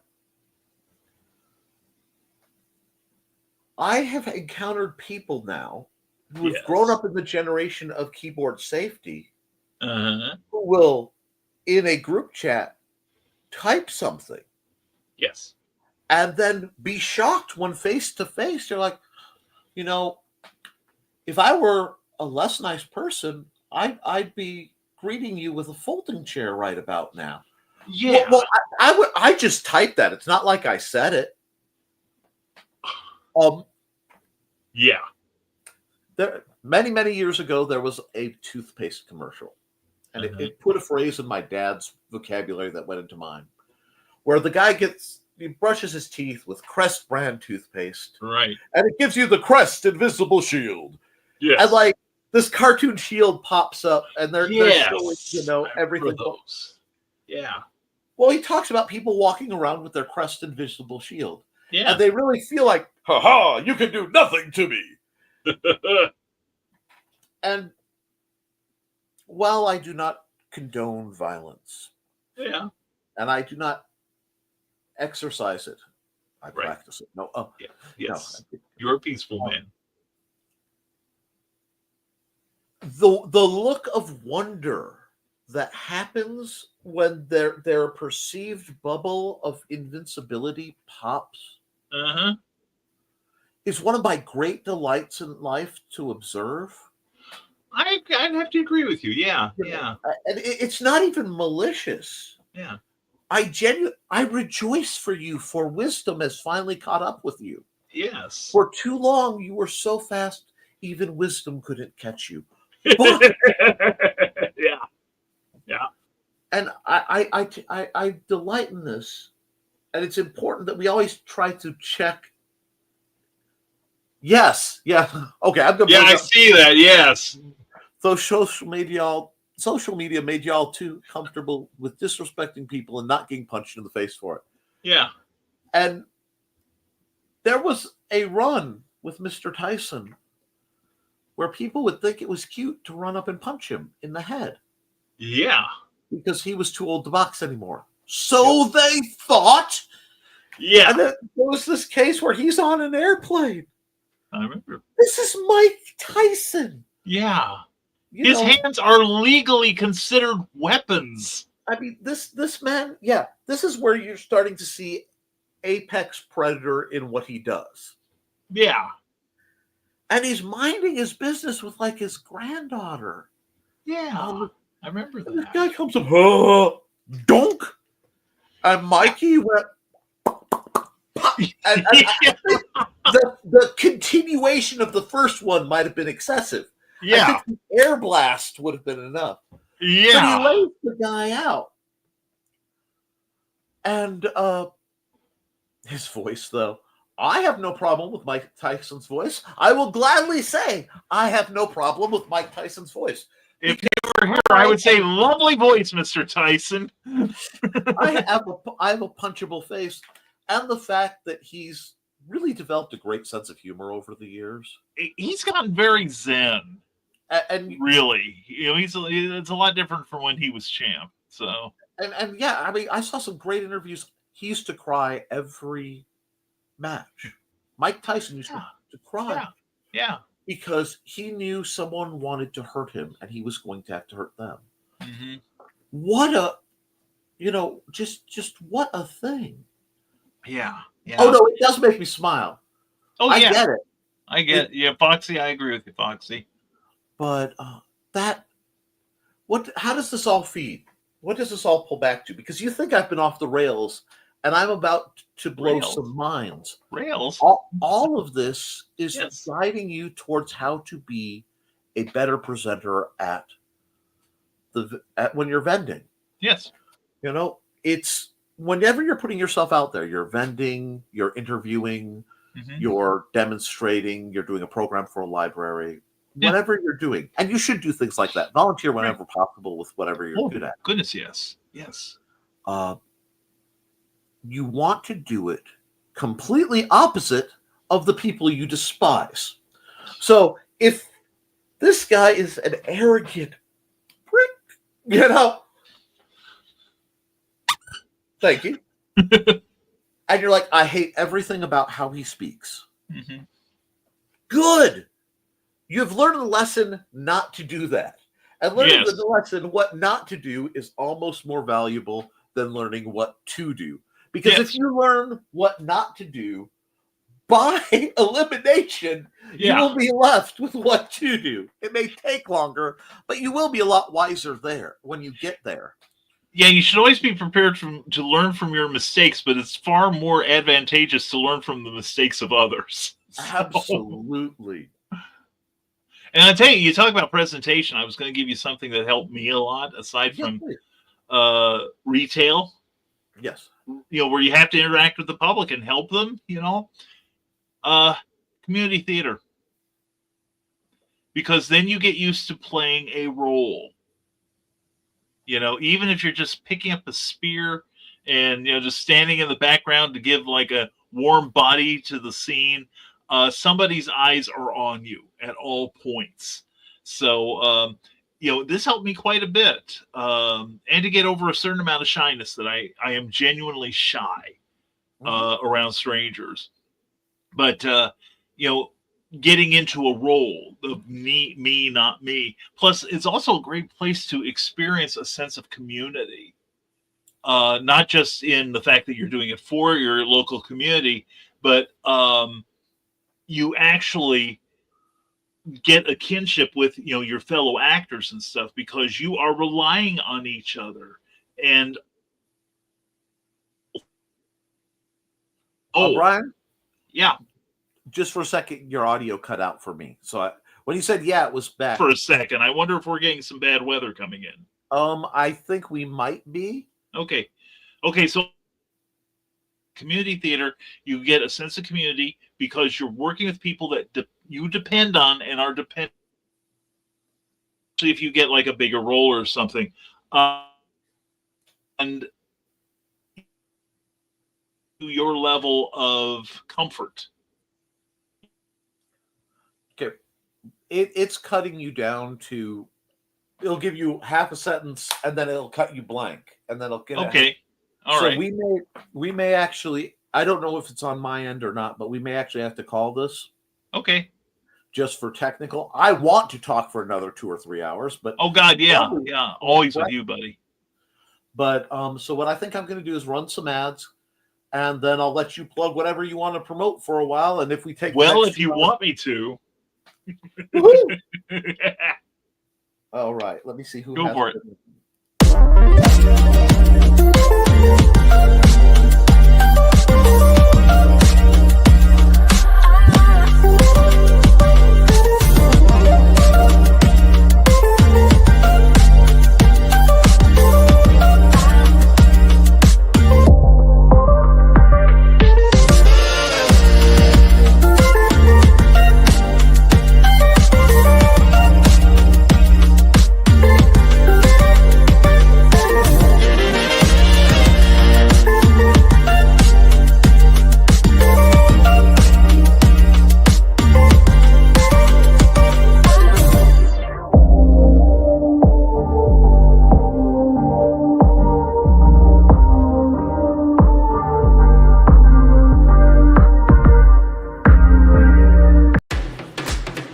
Hi, this is Kat.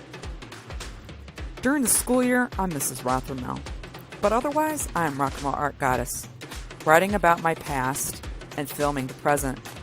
I need you to join my Rock and Roll Art army and to check out my merch on Zazzle.com.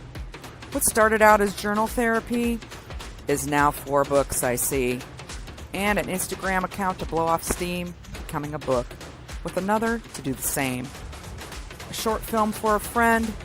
No, this is not the end. Peace, love, and let me art. Okay, Brian. Tell folks where they can find you and what they need to throw money at of your many ways. Me. Thank you, Kat. That was great.